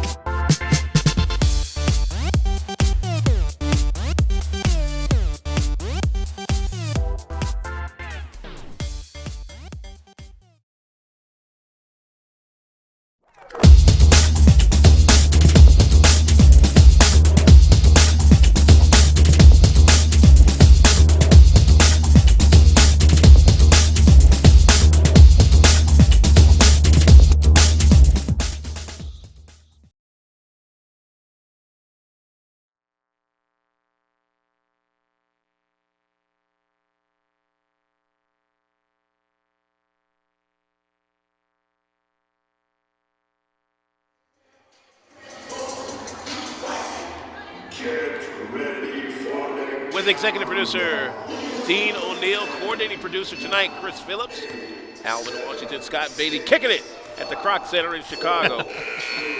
The Champaign Swarm right now with a 75-55 advantage on the Windy City Groove. Before we get into the second half, a quick check of the Coach's Aid Pro scoreboard. At the break at the United Center, Oklahoma City 50, Chicago 48. I tell you what, that would be a good game to be at. This is a good one to be at, too. It is. 75 points, Alvin. I don't know what the record is in the NBA for points and a half, but that would be pushing it, wouldn't it? That'd be pushing it. I don't think anybody in this league has hit 70 in a half this year. Avery Smith leading everybody with 16 points. Carl Mitchell with 14, 11 for Jordan Walker, 13 for LaFonso Ellis Jr. on the Swarm side. And it's Darren Johnson with 11 to lead the effort for the Groove, 10 for Sam Morgan. Groove have the basketball in the white to start the second half. Foul already on Weaver. That'd be the first on Weaver. Got through that whole half without committing a foul. So shot clock will stay at 16 for right now. Smith, that's Kenyon Smith, getting the inbound. Weaver in front of him, looking for the screen. Smith starts his drive. Long three on the way, McGill gets a good bump off of Jenkins, pushes his way. Here is Griffin. One-hander in the paint, no. Mills, yeah. That first point's for Mills, and you know, I told you I was so impressed with Malcolm Griffin. Somehow he stayed off the score, off the point totals. He doesn't have any yet. But I thought he's done a nice job on the floor. Didn't need to. Yeah. Did a pretty good job defensively. Fuqua for three. Nope. Rebound to Jenkins. But, you know, Griffin did so well defensively as Fuqua gets the backside cut that he really didn't need to score. He was helping create the fast breaks on defense. You think in the locker room, Malcolm Griffin's like, guys, if you're going to put up 75 points, could you share the love a little bit? Fouls on Fuqua, I believe.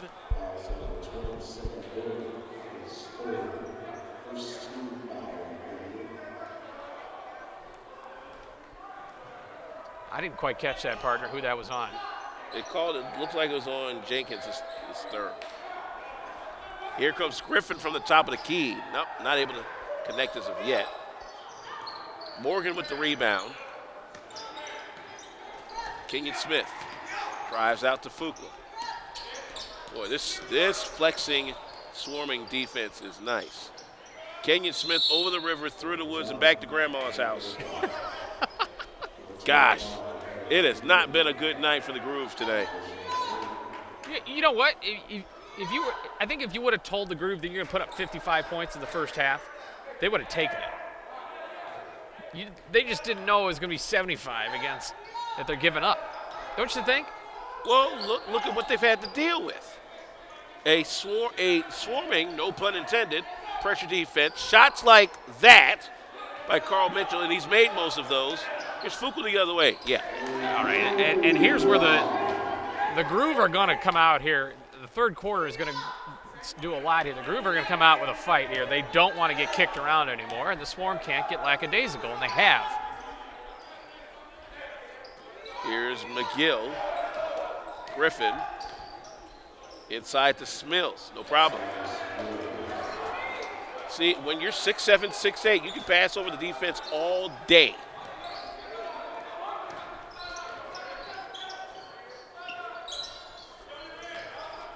Kenyon Smith will get it over. Here's a drive, not there, hot potato. Clock did not change. Strip away by Mills. Strip right back, and a two-hand flush. 79-61.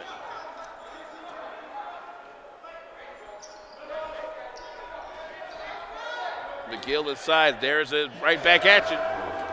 Hey, Silas Mills, all 6 points in the half here for the Swarm. Fuqua, foul on the block. That's on Mitchell. Yep. Mitchell will pick up his third. The Swarm have picked up a lot of fouls. They've spread it around. There's nobody at 4. Yeah, I see 5 at 3. So Fuqua wanted wanted the shooting foul. He didn't get it. Nah, didn't put it up quite quickly enough. 9 minutes exactly for the third. Kenyon Smith kicks it out. Dillard, now Fuqua. From inside the circle. Oh, it rimmed out. Dillard fighting for it. Here's Fuqua. Got stripped away. Stay there. Clean block. But Sam Morgan said, what do I have to do to get a bucket here?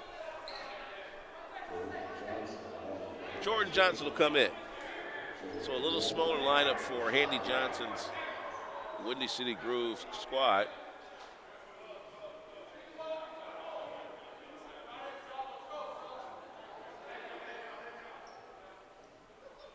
Looks up here. Levante Douglas going to come out. Sam Morgan going to stay on the floor. Jordan Johnson gets to Kenyon Smith. Dillard. Johnson drives the trees, fouled on the way up. Well, this is going to be the way the Groove come in. They're going to get that. The Groove are going to have to get to the foul line, get that clock to stop, and knock down their free throws. The key part is that last sentence you said, knock down the free throws. 66% free throw shooting team. Jordan Johnson from Rock Valley College. First of two. Nope. See, it was the last sentence. I told you that was the key sentence.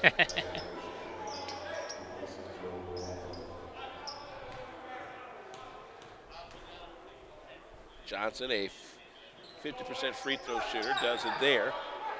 So he's officially 2 for 4 on the year. 81-62. He did 8.5 to play for the quarter. Ellis, long range. Nope. Kenyon Smith brings it. Fuqua on the drive. Reverse it, good. You know, there's times when players say certain players have the ability to just take over a game. Nate Fuqua is one of those types of players. And he has kind of taken over a little bit here in the third quarter. Griffin for 3. No. Altered the shot. Fuqua altered that shot right there of Griffin. Ellis can't put that one in. It's Dillard that will bring it down, and Smith will bring it. Fuqua inside the arc, 15-footer not there. Then that's a loose ball foul on Dillard.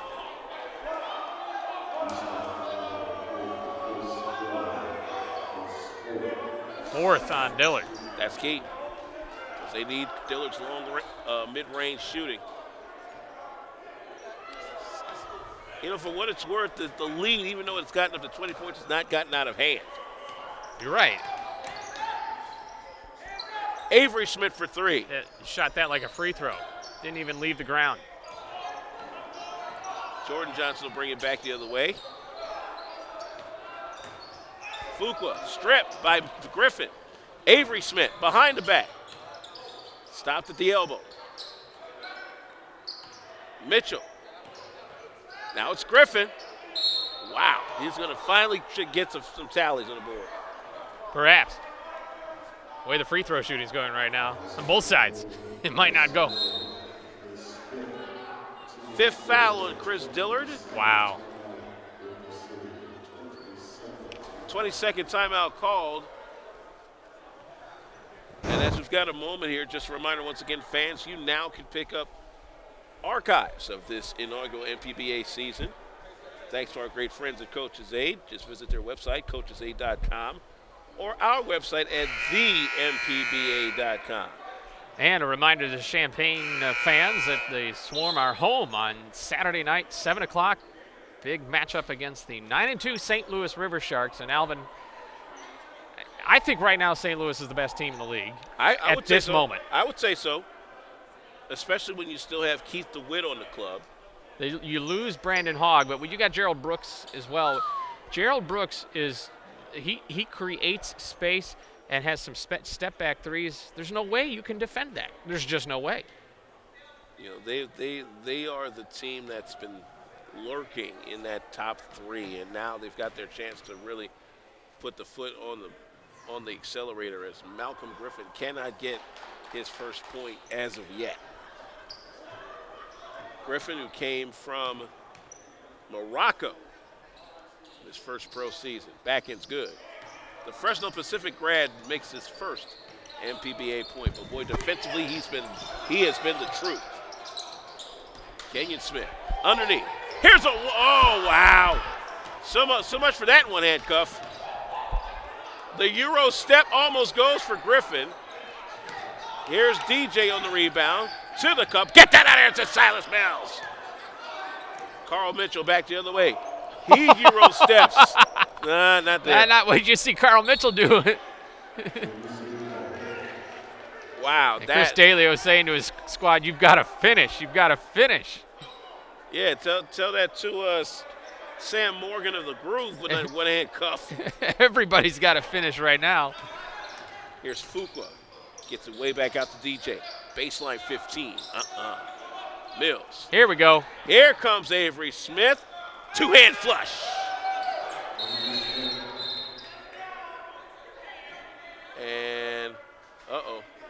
There is a interaction here between an official and a security guard here at the Kroc Center. Oh, wow. Never thought we'd see that happen. While that little skirmish is going on, take a look at the college scoreboard. Again, congratulations to the Wisconsin Badgers. With their 76-63 win over Minnesota, they are outright Big Ten Conference champs, overall #1 seed. And that tournament at the United Center next week is going to be bananas. Now, I am in the minority. And you may call me crazy because I know a lot of people, and I think that security guard has been asked to leave by the referee. I think that's what happened. Uh-huh. But he works here as a security guard. He's not a fan. I don't know that he can leave. He's got to do his job. Well, yeah, but he's still considered. He's still considered a part of the crowd.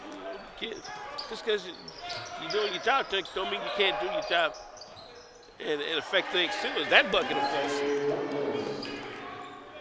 But back to it. I'm just going to say this. I'm not a huge fan of the conference tournaments. Really? No, I don't think they're worth much. But I know a lot of people get a lot out of them, and they're big money revenue generators. Hey, look at that from Avery Smith. Just missed it. Creating some space there. You're the first person I've heard say that doesn't like the conference tournament. Oh, I know. Again, I'm in the minority.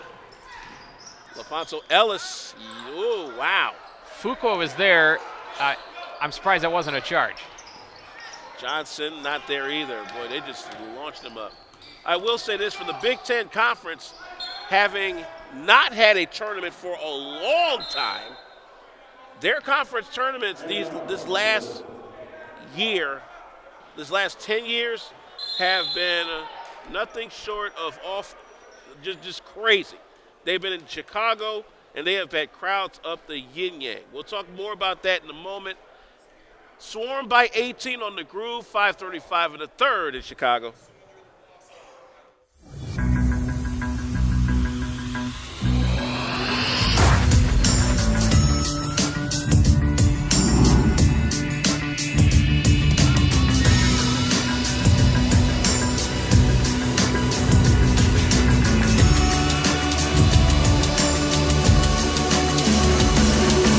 It starts with a taste. Coca-Cola Zero. Make it possible.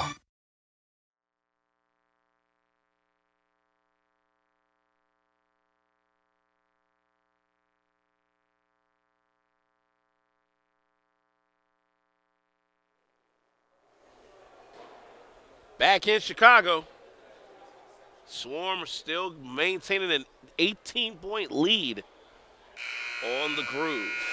Here in the third, 5:35 to play for the quarter. Alvin Washington with Scott Beatty in the building. There's still a conversation here going on between Ron Oleziak, one of the officials, and the head of the security crew here, because there's a security guard that Oleziak is saying needs to remain a security guard and not act like a fan. Well, and he's right. He is absolutely right. Let the referees worry about what's inside the 94.50. He is absolutely right on that. Oh man, here we go again with that's nonsense. Groove had trouble staying inside their half of the 94 times 50. That has been the theme tonight. Groove again with double-digit turnovers. Wow, nice block there. Jordan Johnson on the drive. Weaver on his back. Foul call on his. Johnson goes up for the downstroke. You know what Aaron Weaver's trying to do there, but not a good foul. And Johnson just exploded towards the basket. Weaver with his second foul, but Jordan Johnson listed at 5'9" and got hops. Like Spud Webb hops. Paging Muggsy Bogues. First of two for the kid from Rock Valley is good. Boy, if he would have put that one down, yee. We may have needed to send that one to Sports Center. Back in coming up for Johnson, not there. It is Dillard that can't get the rebound, but Dillard will draw the foul on Silas Mills. That's his fourth.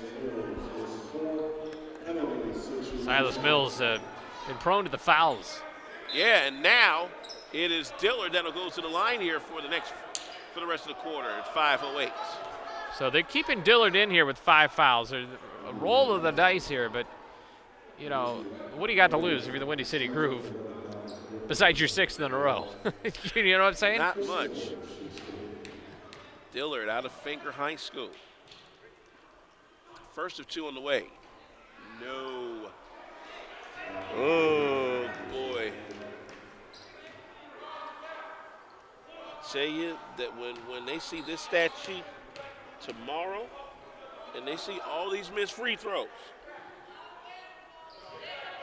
And I caught a glimpse of the other thing you were asking about was rebounds. It was only 13 rebounds for the Groove in that first half. Only 13? Yeah. Just 13. That explains it. Ooh, almost a steal that time by Johnson. But getting back to conference tournaments, you know, the last 2 holdouts as far as playing a conference tournament were, up until about maybe 10 years ago, the Big Ten and the Ivy League. The Ivy League now stands as the only holdout. There's another 3 from Avery Smith. 21 for him. Scored more than 20 points now in every contest except the first one he was in. And the only reason he didn't score 20, he only scored 2 in that, is because he was ejected in that first game he appeared in. He only had 2 points. Was that the craziness at the Coliseum? No, that was on the floor at Parkland where he bumped an official trying to demonstrate what he did to the official after he was called for an offensive foul. You cannot make contact with an official, period, even if it was not malicious. You just don't do it. That's definitely a cause for ejection. Dillard can't make the baseliner. And that's pretty much been the story tonight for the Groove. They've gone quite cold in the shooting front. Boy, Mitchell was going to pull up for 3 again. He just might do it again there. Nah. I'll let the youngins do it. Weaver drives. Let's say ball out of bounds, and Weaver took a spill. But look at, you know, who's not getting a lot of minutes tonight? Liven Pyfram is on the floor. Rob Broughton has not made an appearance tonight. Yeah, that's a name I haven't heard at all tonight. Well, he did come up with a knee injury a week ago, and I think with a big lead, perhaps Chris Daly was saying, let's not fool around with this. Again, you do have the big game against the River Sharks on Saturday at Dobbs Center. There's Griffin's first bucket. First field goal for Mr. Malcolm Griffin in the MPBA. This is a 21-point advantage with 3:49 for the quarter. But say this about conference tournaments at the college level. If nothing, wow. When it rains, it pours. Oh man. Should we send that for the not top 10? Well, that was a great block on the other end to redeem the whole thing. Smith. There you go, young man. Catch the ball, then you flush it. Swarm by 19 with 3:15 to play. Well, anyway, as I was saying, if for nothing else, the conference tournaments, as there's a deuce by Smith from long range, the conference tournaments are a pretty nice showcase for these mid-major clubs. Oh, that's for sure. I'm not saying there's no benefit to them. I'm just saying they're worthless. No, you're saying they're worthless. I know. Foul called. Malcolm Griffin. 4th on Griffin, and that will send us to a break. Swarm still maintaining it. They're up by 21 on the Groove, 2:54 in the third. Back for more in Chicago.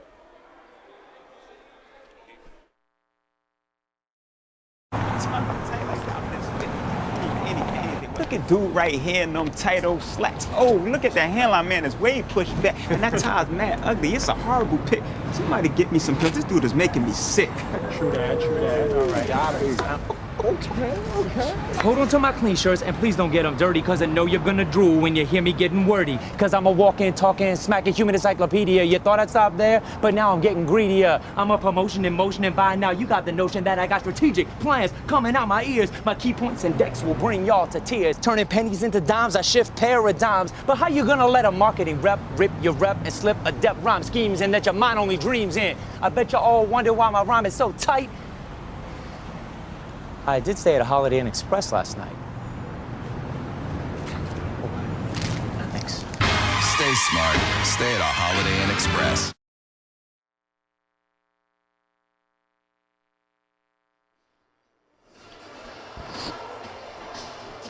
Back here in Chicago, Swarm by 21. Late third quarter, 2:54 to play. On the Coach's Aid Pro scoreboard, Oklahoma City trying to hold off Chicago, but not by much, 65-62. That's late in the third quarter. They were up by double digits to start the game, but the Bulls closed within 2 at the break, and they've been as close as 1 on a few occasions.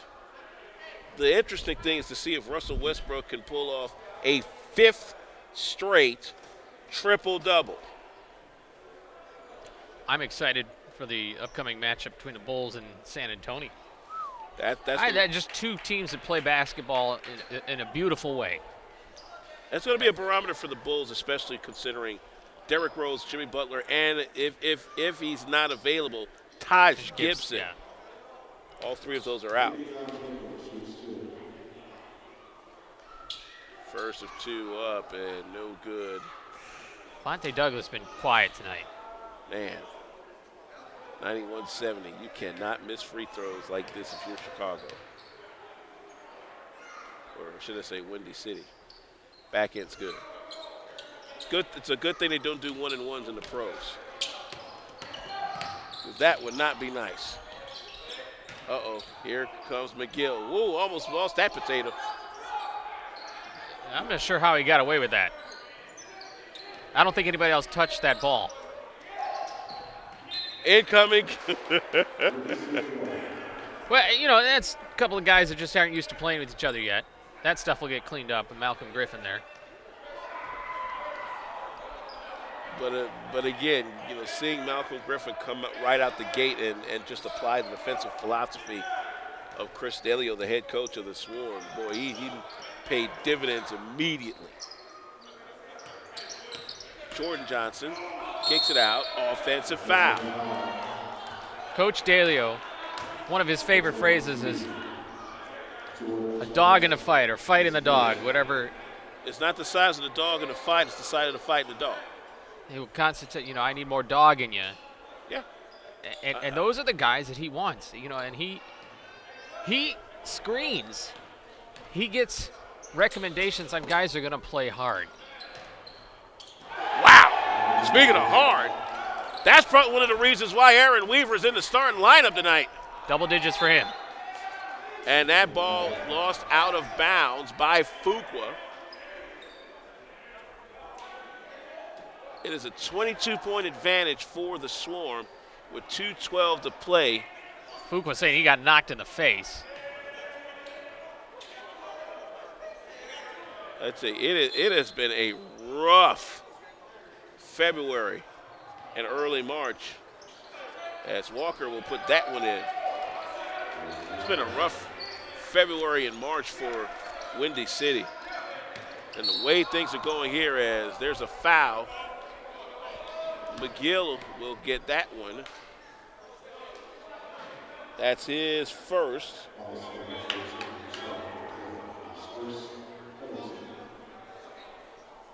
For what it's worth, the Groove have been to the line. I believe this is their 4th time to the line. They've not hit a front end in their first 3 tries. We'll hit that front end there.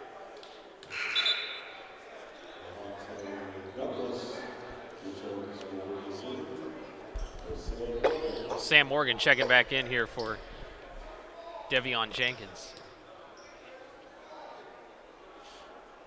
Back end is also good. 2 minutes to play. Swarm up comfortably. Weaver. Back to McGill. Here comes Griffin. Pulled away, stripped away with 9 to shoot. 95 points, just shy of the end of the third quarter. Tacos are coming real soon, folks. But for the visiting team.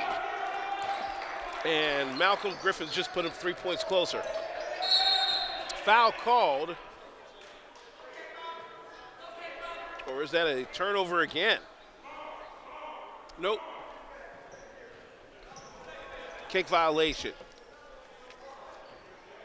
Fuqua gets it up line.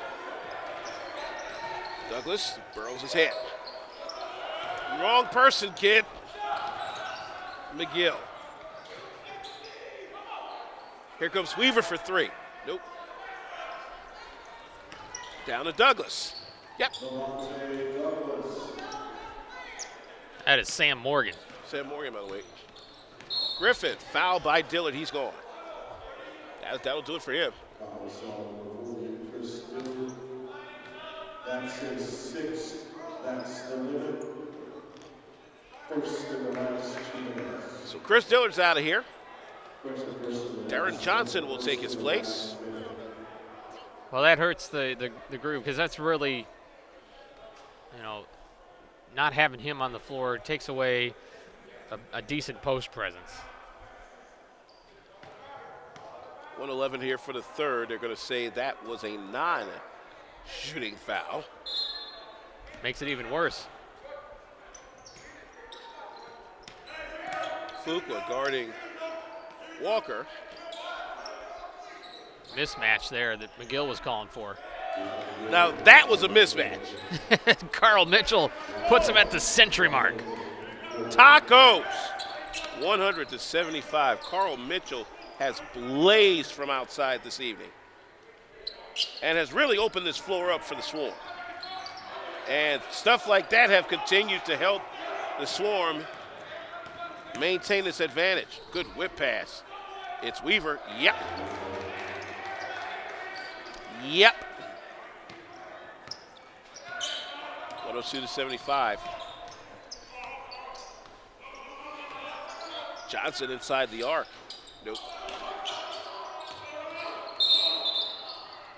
Foul in the backcourt. That's on Morgan.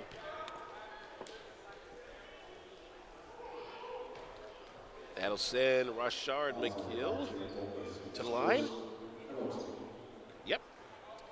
Rashard McGill out of Southern Miss.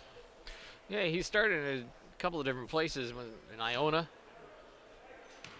Played at a community college as well, and then found his way to Southern Miss. Was teammates with Gerald Brooks with St. Louis River Sharks.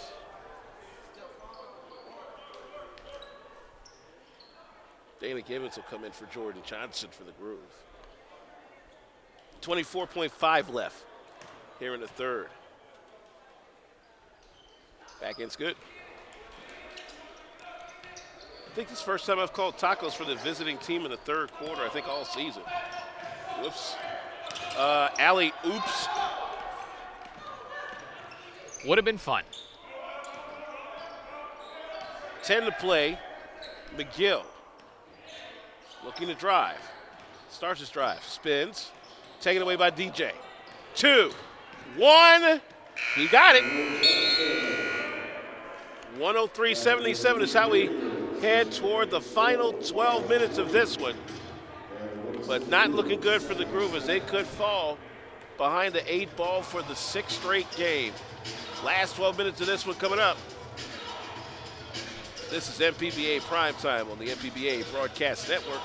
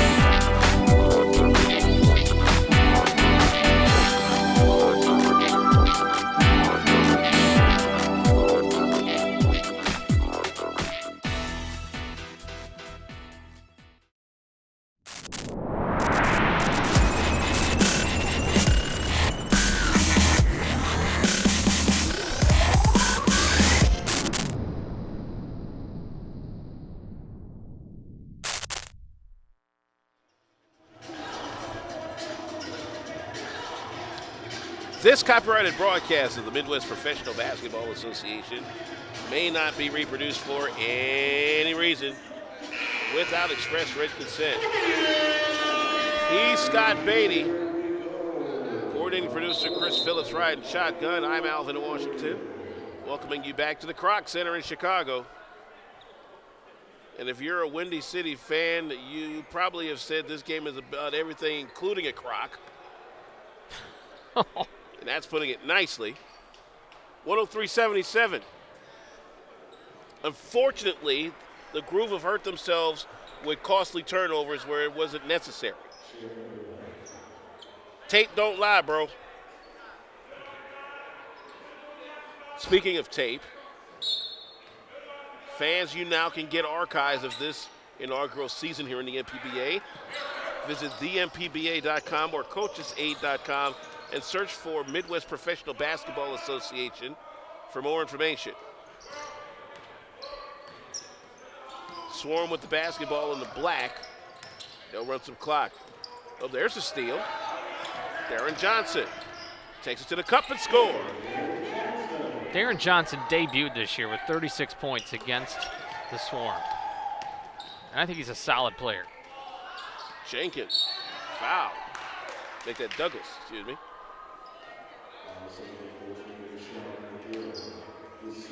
These number switches have thrown off everybody tonight, haven't they? McGill will pick up a second.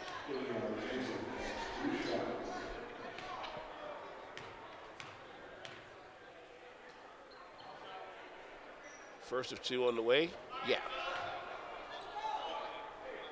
Griffin will come back in for Walker for the Swarm. You know, the wild part about it is we weren't expecting him to play until Saturday. But Malcolm Griffin is here.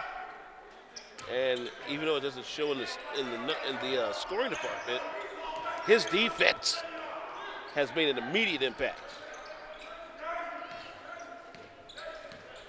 Weaver and Griffin controlling the backcourt with 8 to shoot.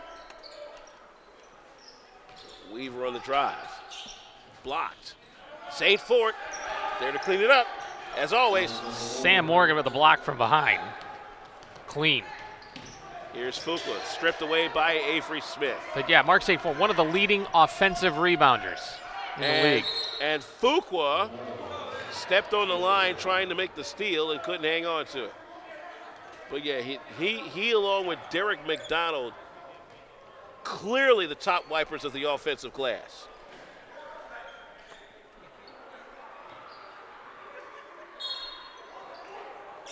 Inbound to Griffin.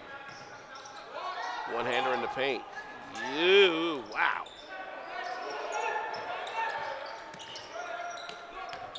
Givens the other way. Smith inside the arc. No. Yep, at this point it's pretty much almost all over but the 0-0 on the board. Ouch! Well, you say that, and 24 points is a lot, but still with 10 minutes to play, that could change in a hurry. If you don't turn the ball over.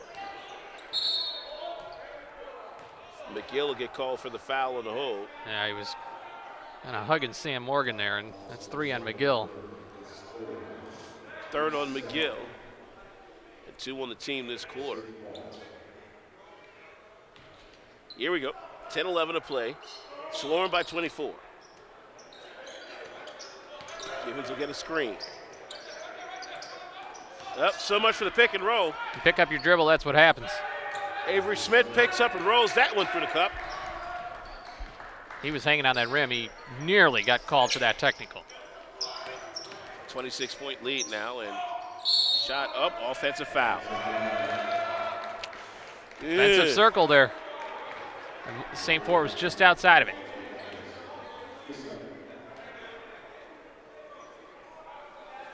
Morgan didn't care for it. 9:49 to play for this one. The Swarm, slowly but surely, working their way toward their 10th win of the year. What a first season for the first ever professional basketball team in Champaign, Illinois. And young Mr. Malcolm Griffin adding to the party there. It's a 28-point lead.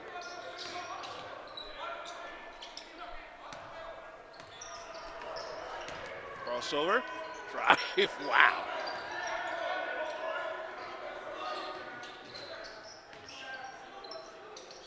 Givens. Can't hit that one. Ooh, man. Might have ourselves a concussion here. As Griffin the other way, starting to heat up. A concussion, you say? Yeah, I can tell by the way he's holding his head. Who's that? That looks to be Morgan.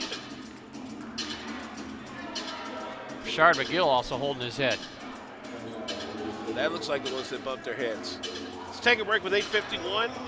Pretty much academic. Swarm moving right along against the Groove in Chicago.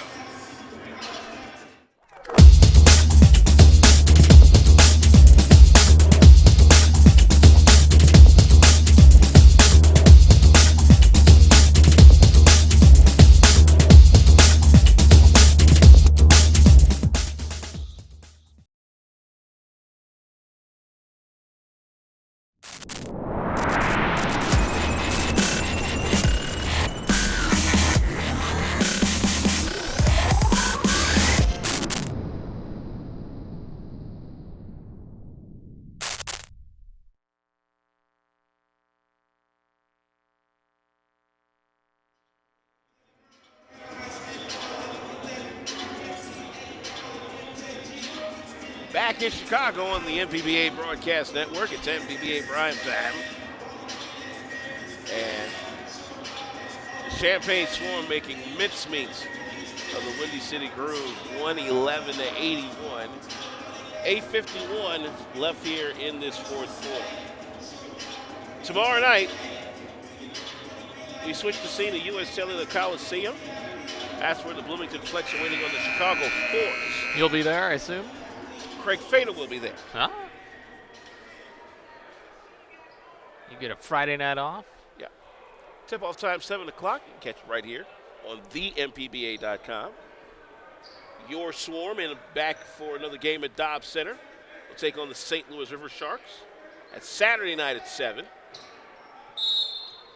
You know, both those teams beat each other by big margins, so that'll be an important contest. And do we have a foul here? Yeah, I believe so. Well, the foul wasn't initially called, but Kenyon Smith has made a motion like he was hit in the eye or poked in the eye. So Malcolm Griffin gets called, and I think that's 5 on him. You know, there was no whistle until, you know, Ronald Lesiak saw clearly that the eye had been poked. Fuqua underneath. Bringing it back out. Here is Givens. Stripped away by Avery Smith. Nose for the ball there, Avery Smith. Dana Givens will get called for this foul.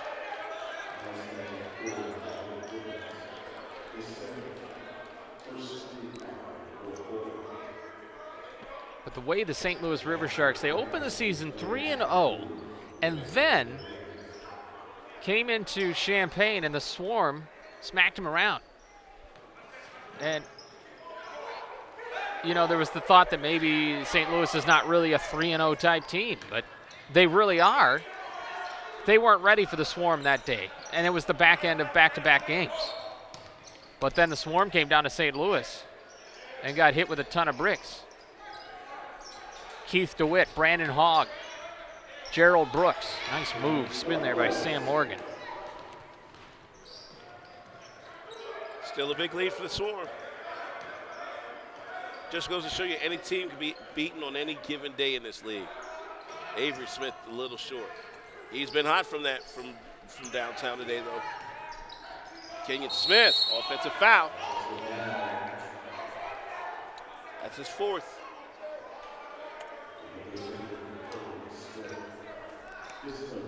Keeping it moving, keeping it grooving, shaking and banging. Again, very special congratulations to Brandon Hogg, formerly of the St. Louis River Sharks, on his way to Vilaznia Shkodra, the reigning 12-time champs of the Albanian Superliga. Bank's open for Avery Smith. And I think Avery Smith might get a call for them the way he's shooting tonight. Whoa, good morning. Fouls on Griffin. I think he's done. Well, so the aggressive defense of Malcolm Griffin. Yeah, he's done for the night, and LaFonso Ellis will come in to take his place. He'll finish with 9 points in his debut. But defensively disruptive nonetheless. Ugh. You know, one thing is you're playing in a new league, you got to get used to how the officials are going to call you. That is true. And perhaps he could get away with more. Or they call a looser game, perhaps, in Morocco.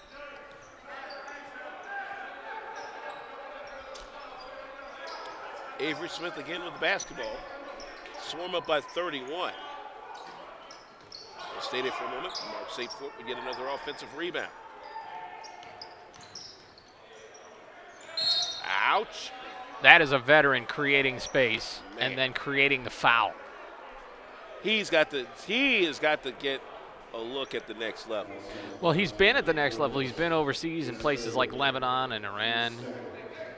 That explains the veteran moves. Canada. Tell you, I've tracked that Canadian basketball league. That's not a bad league at all. Well, Swarm's Rob Broughton was there for a little bit in camp. First of two good for Avery Smith out of UW Milwaukee, 6'3" guard. Matter of fact, a former youngster I used to cover a few years back at Chicago State plays in that league. Kid by the name of Royce Parrott. Pretty good point guard. Kenyan step almost gets the Euro step. Ellis will pick up the foul, his fourth. Third, excuse me. Ellis had all his points in the first half.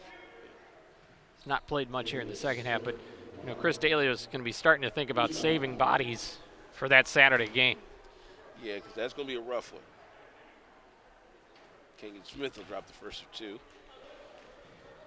This coming Sunday, it's going to be a doubleheader with both the Groove and the Force.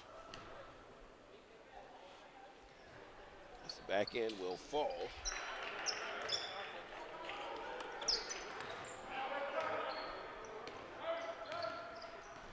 Force have the Bloomington Flex at 2. Groove have the Gateway Steam at 6. 3-on-1 for the Groove. Oh! A little classy finish there for Levante Douglas. Yeah, but he better calm down trying to call for the foul. Ellis the other way. Count it. That'll lock this game up. That will lock it up. Champaign can put number 10 on the books as Weaver gets called for the push-off. That's his third. And the Swarmer over the limit. Well, they'll have bragging rights for at least a day as the first team to have 10 wins.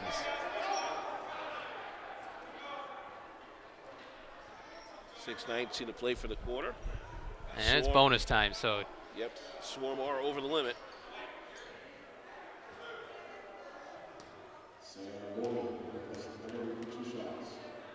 First of two up, first of two down. Not much the Groove can do at this point, unless they've got one really crazy miracle run in them. And the way they've been shooting, I don't think that's going to happen.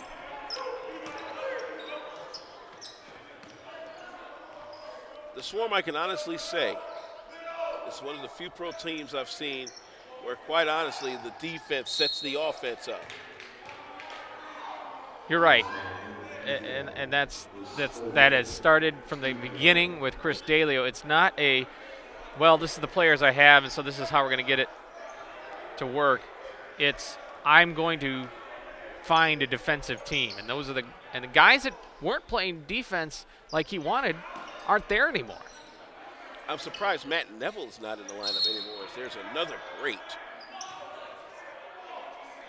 great move by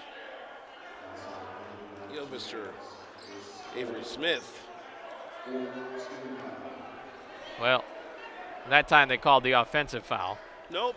What they were calling was... Oh, I beg your pardon. They were calling a pass-off instead of a shooting foul. I see. Smith wanted the shooting foul. He wanted to go line for 3. Ellis way out and no. Whoops. Yep, that's been the night in the microcosm for the Windy City Groove. Just when you think they were going to take it the other way, nope. And there is a blocking foul. Devion Jenkins was pumped up to defend Avery Smith, and Avery Smith then just blew by him on the left side. Fluke will get called for the foul. Avery Smith. Wow. You could tell when you've got a seasoned veteran in the pro ranks on the floor. He knows how to create contact.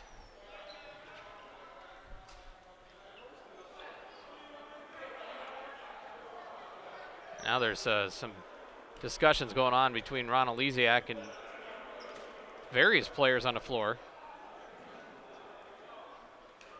And we should be at a mandatory, shouldn't we? No, I think they took that one already when the charge timeout. You're right. Earlier. First of 2 is good for Avery Smith. We're all getting used to that. Like I told everybody in the meeting, the first 2 charge timeouts of the game of each quarter is going to be that long timeout. So just get used to that. Backhand's good. We might as well go ahead and lock in Avery Smith of the Swarm as our coach's aide player of the game because his inside-out game has just been uncanny tonight. This is at least the 3rd, if not the 4th straight game for him with more than 30 points as Sam Morgan gets a nice finish there. Bucket and the foul. Second on Avery Smith. And now what's up? We've got time?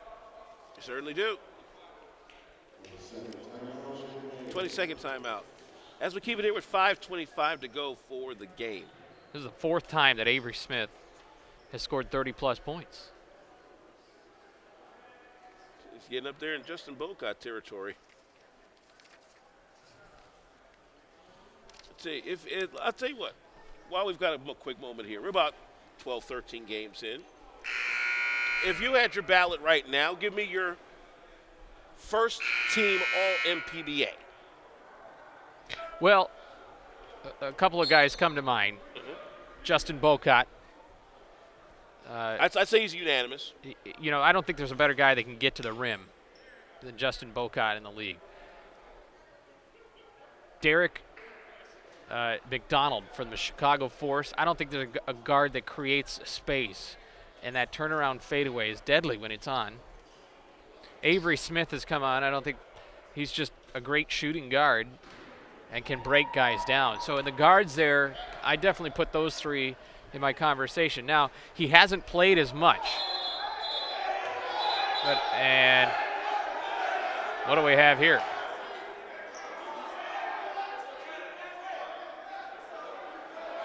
Officials are deciding what they have on a call here, and Windy City says they have the bucket from Sam Morgan. I mean, everything's just going to hand biscuit in a hand basket now. And it's not often that you see 3 officials a little befuddled on what to call. And you're going to see somebody upset.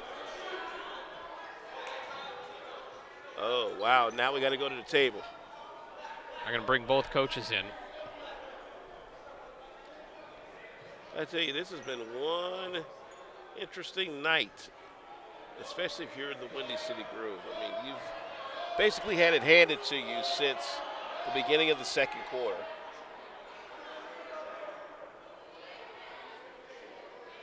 Nothing really is going right for you.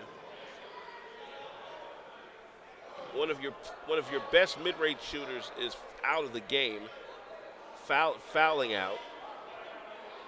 And now we have this. Major confusion on a free throw. The free throw fell, but I think they were saying that the Swarm interfered with it, or that there was a lane violation. And now they're saying a jump ball at center court. I would say that's about as. The fans are getting into it too.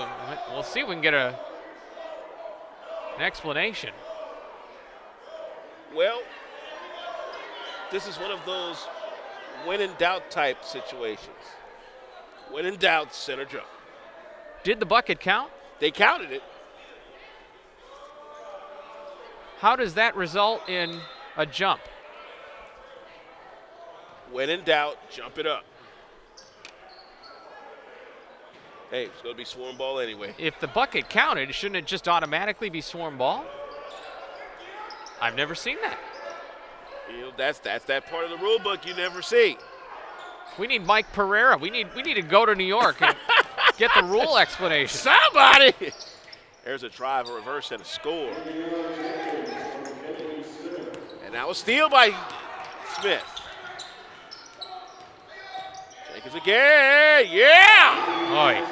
Okay. 4 quick points right there for Levante Douglas. A little life in the groove.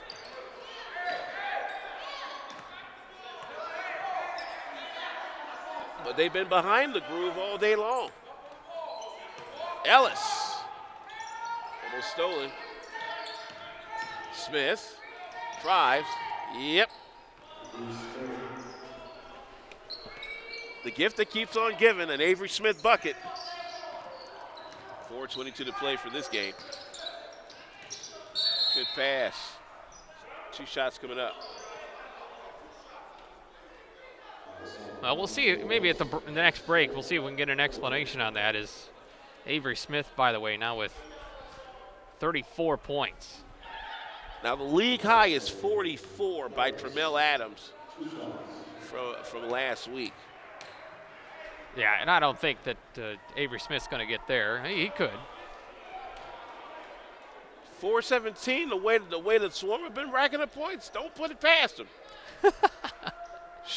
They got 75 in the first half. They've really cooled off here in the second. Backhand is good. Sam Morgan quietly here with 23. Yeah, Windy City. Ooh. I don't know about that one. I'm just looking at it from this side. I thought that was a good defensive play. Ref thought otherwise. We defer to the men with the whistles.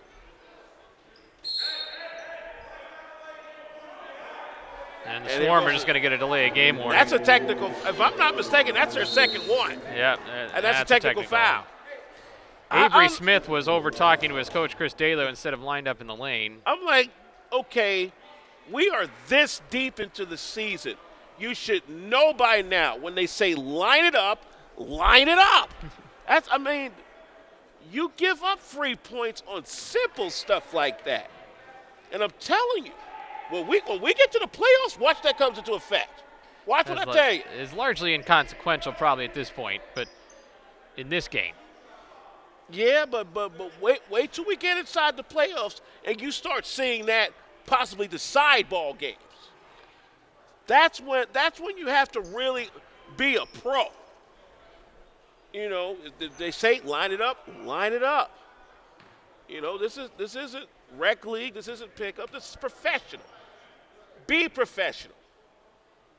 You know, we have to do our part on behind the mic, do your part on the floor. Make us look good. Uh-oh, we got a foul down low. I think it's on Ellis, and I think that's his 5th. And that'll send Fuqua to the line.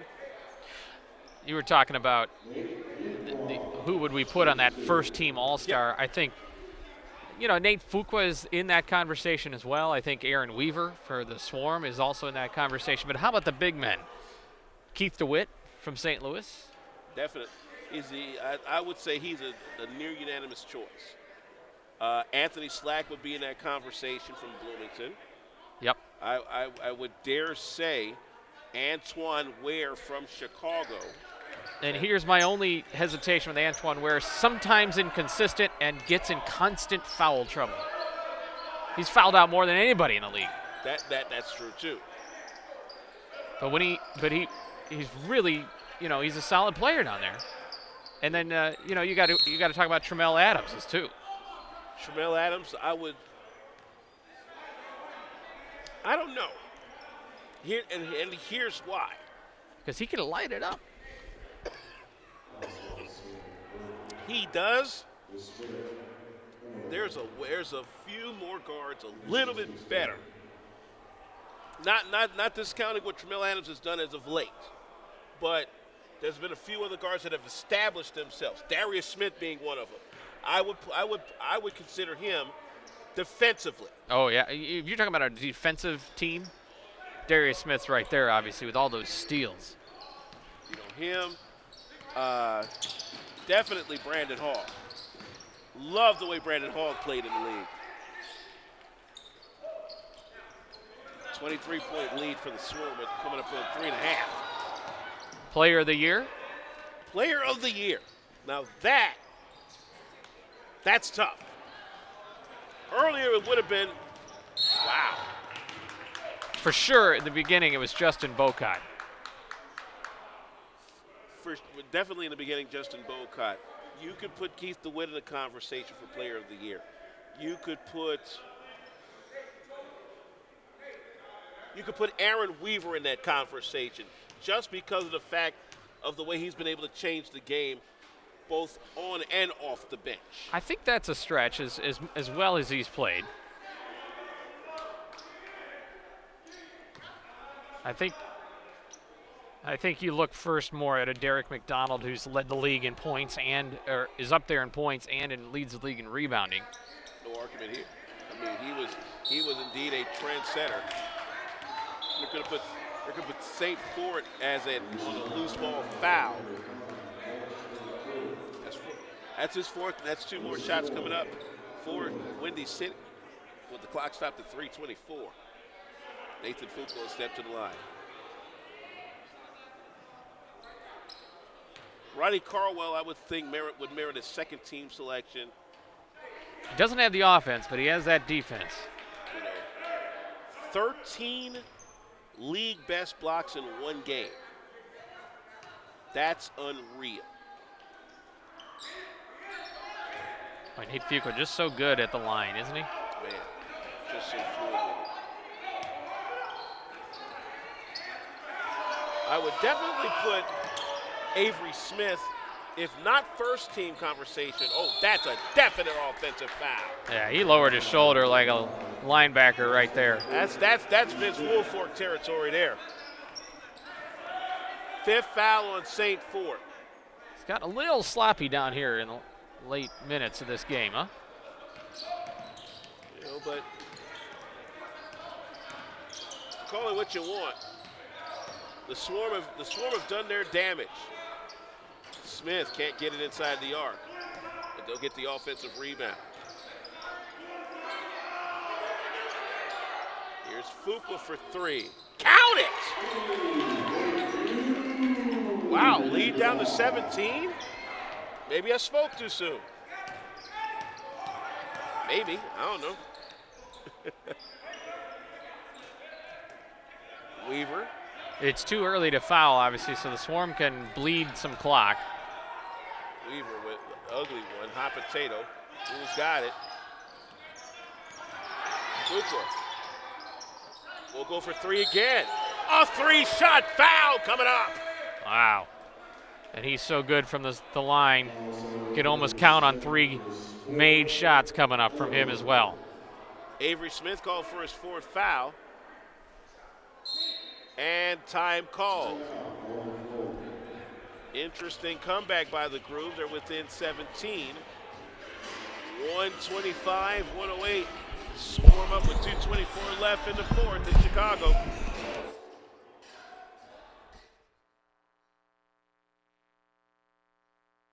No more, it's none of my business. No more, he didn't mean it. No more, not my problem. No more, she was flirting with him. No more, she was asking for it. No more, boys will be boys. No more, I'll say something next time. No more bystanding. No more ignorance. No more excuses. No more.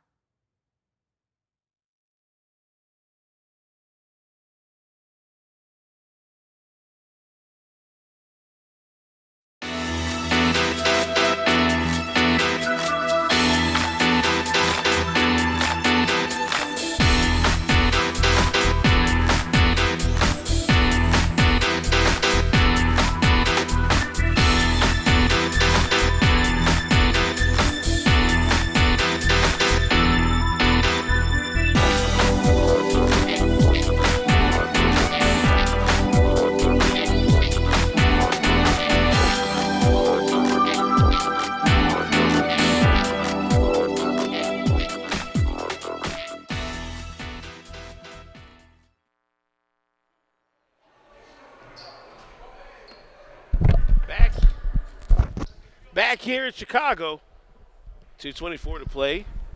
Groove have chopped the lead down to 17. You got information if you were watching a few minutes ago. We ended up having a jump ball in midcourt. Nate Fuqua hits the hits the first. Two more coming up. The referees inadvertently informed the players that 2 shots were coming up, and it prevented substitutions and everything. And so the putback on the missed free throw didn't count. That's what the bench said, that putback should count. But certain players were believing that was another shot was coming up, so it didn't enter into the lane to try and get into it. So because the referees provided erroneous information, as Ron Lesiak said, the only fair thing to do was to jump it up. As I always say, when in doubt, center jump. That's the one part of the rule book, me being a former ref, that I always know. When in doubt, center jump. Just after every basket. Well, okay, guys, I don't know what just happened there. Let's just jump it up. Stitch it on a pillow. When in doubt, center jump. First of 2, no good for Weaver. And folks, don't look now.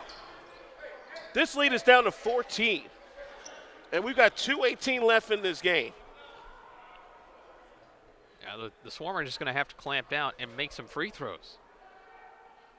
Back in for Weaver. Good.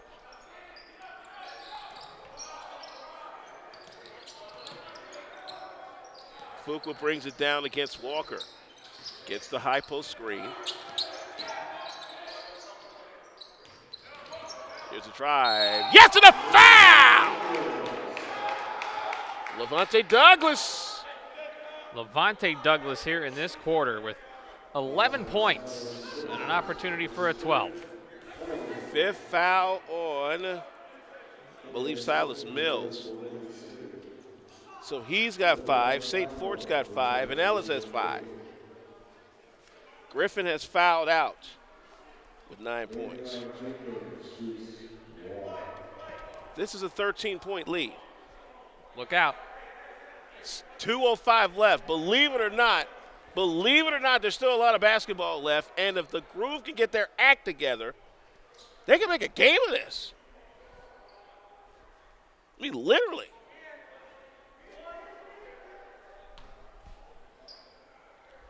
Don't give up. Free throw, good. 12-point lead. Tick, tick, tick, tick, tick, tick, tick, tick, tick. For a game that was so much dominated by the Swarm.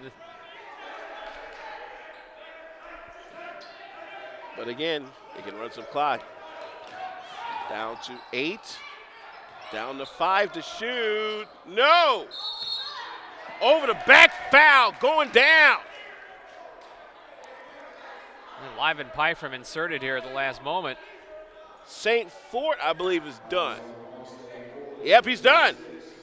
So that unclogs the lane just a little bit. Lyven Pyfrom, the 7-footer from Creighton University, now is the lone big man out there. Unless Carl Mitchell comes back in, and I think that's. Lyven Pyfrom's been held on his minutes, but he's there to get in the way now. So here is Carl Mitchell. You called for it. So Mitchell and Pyfrom will hold down the middle from here on out. And these free throws could cut this down to 10. First of 2 on the way. Yes. The plot thickens. And so does the bouillabaisse. Which reminds me, I hope Mama's cooking some bouillabaisse at home. Because I am hungry. Back hits good. Oh, man. You know I'm ready for some gumbo real quick. Oh, there's a steal. Almost. 10-point lead. Boy, for the Groove, who looked like they were down, what, 31? 31 points. They have quietly chopped this lead down to 10. And for the Swarm, who put up 75 in the first half. 51 here in the second half. Not a bad showing, but it's the Groove that have come on here late. And look at this. It's Smith.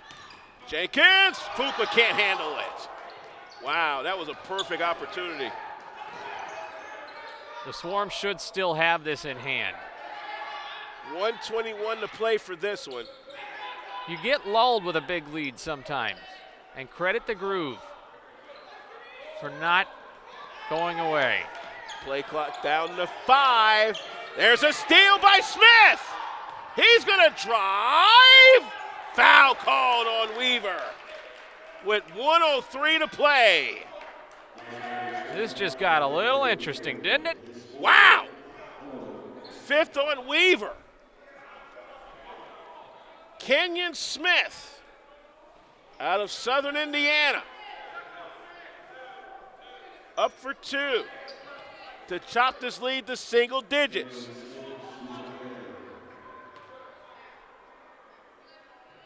First of 2. Yes! Are you kidding me? This was a 30-point lead about, 3 minutes ago? Seemed like it. Oh, but boy, if we get bonus basketball, this whole crowd is going to go nuts. Back in. Yes. And a foul. Technical foul on Mitchell.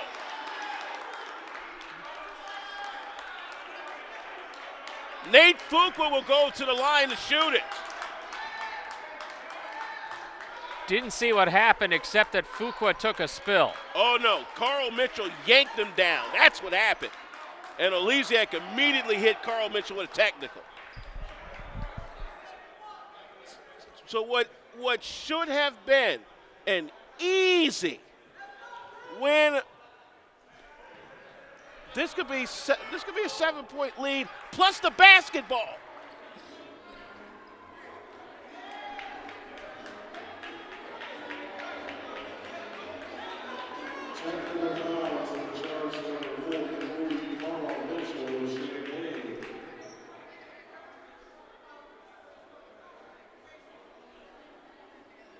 Now this does not mean an ejection because technicals do not. They're not personal fouls.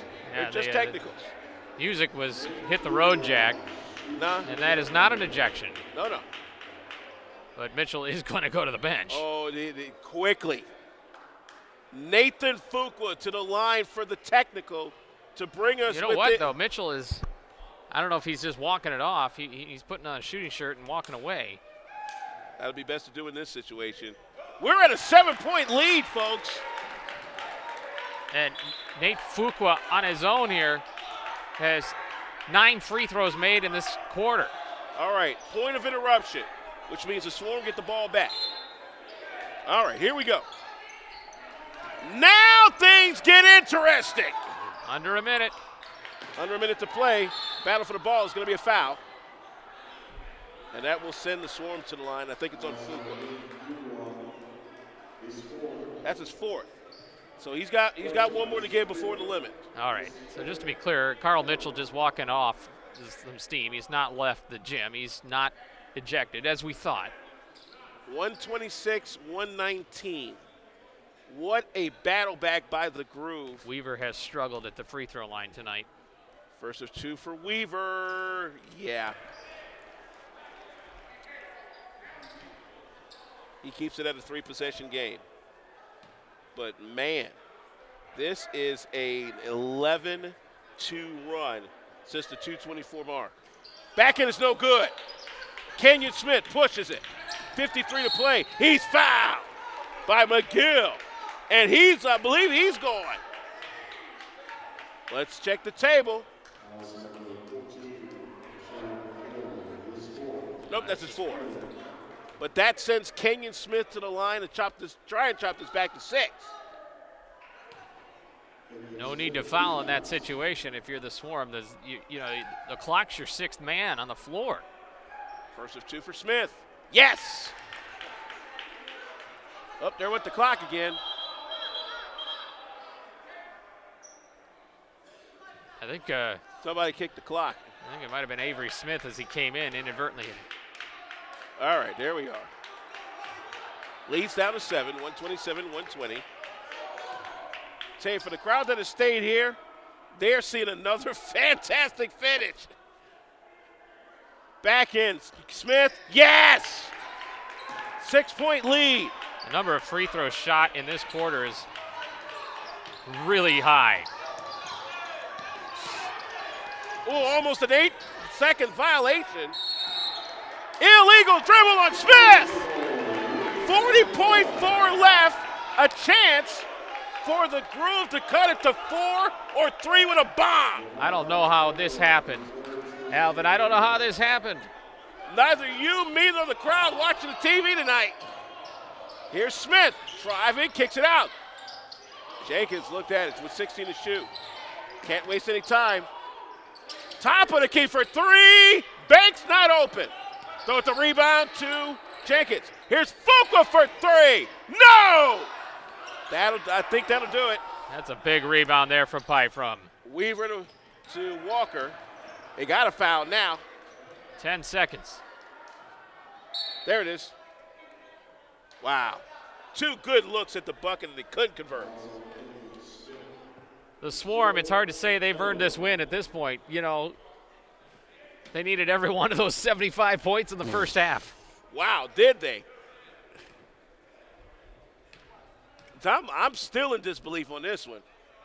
First of 2 is good, and that'll lock it up. McGill will put it at a 7-point lead, but the Windy City Groove, gotta love the fight that Handy Johnson has put in these boys. Absolutely. They needed a change of scenery, and, you know, they're better than 2-10 or 2-11. Drive to the bucket. Ooh. Hip check, that's going to do it. The Groove made it interesting, but the Swarm come away with a 129-121 victory in a game they basically led wire to wire. Well, the Swarm were the dominant team here, but at the end, things got sloppy. And at first look here, I'm looking at 19, 22, 26, 29 free throws made by Windy City here in the 4th quarter.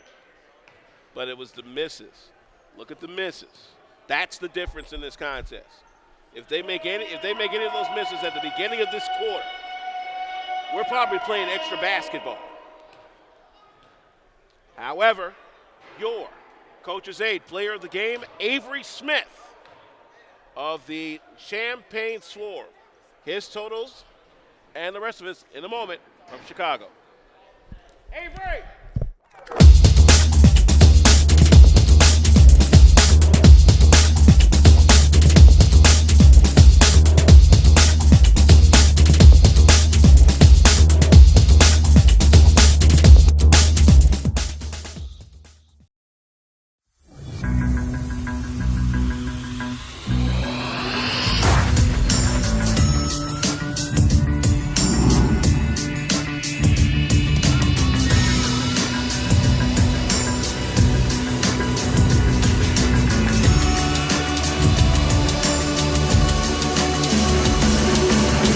starts with a taste.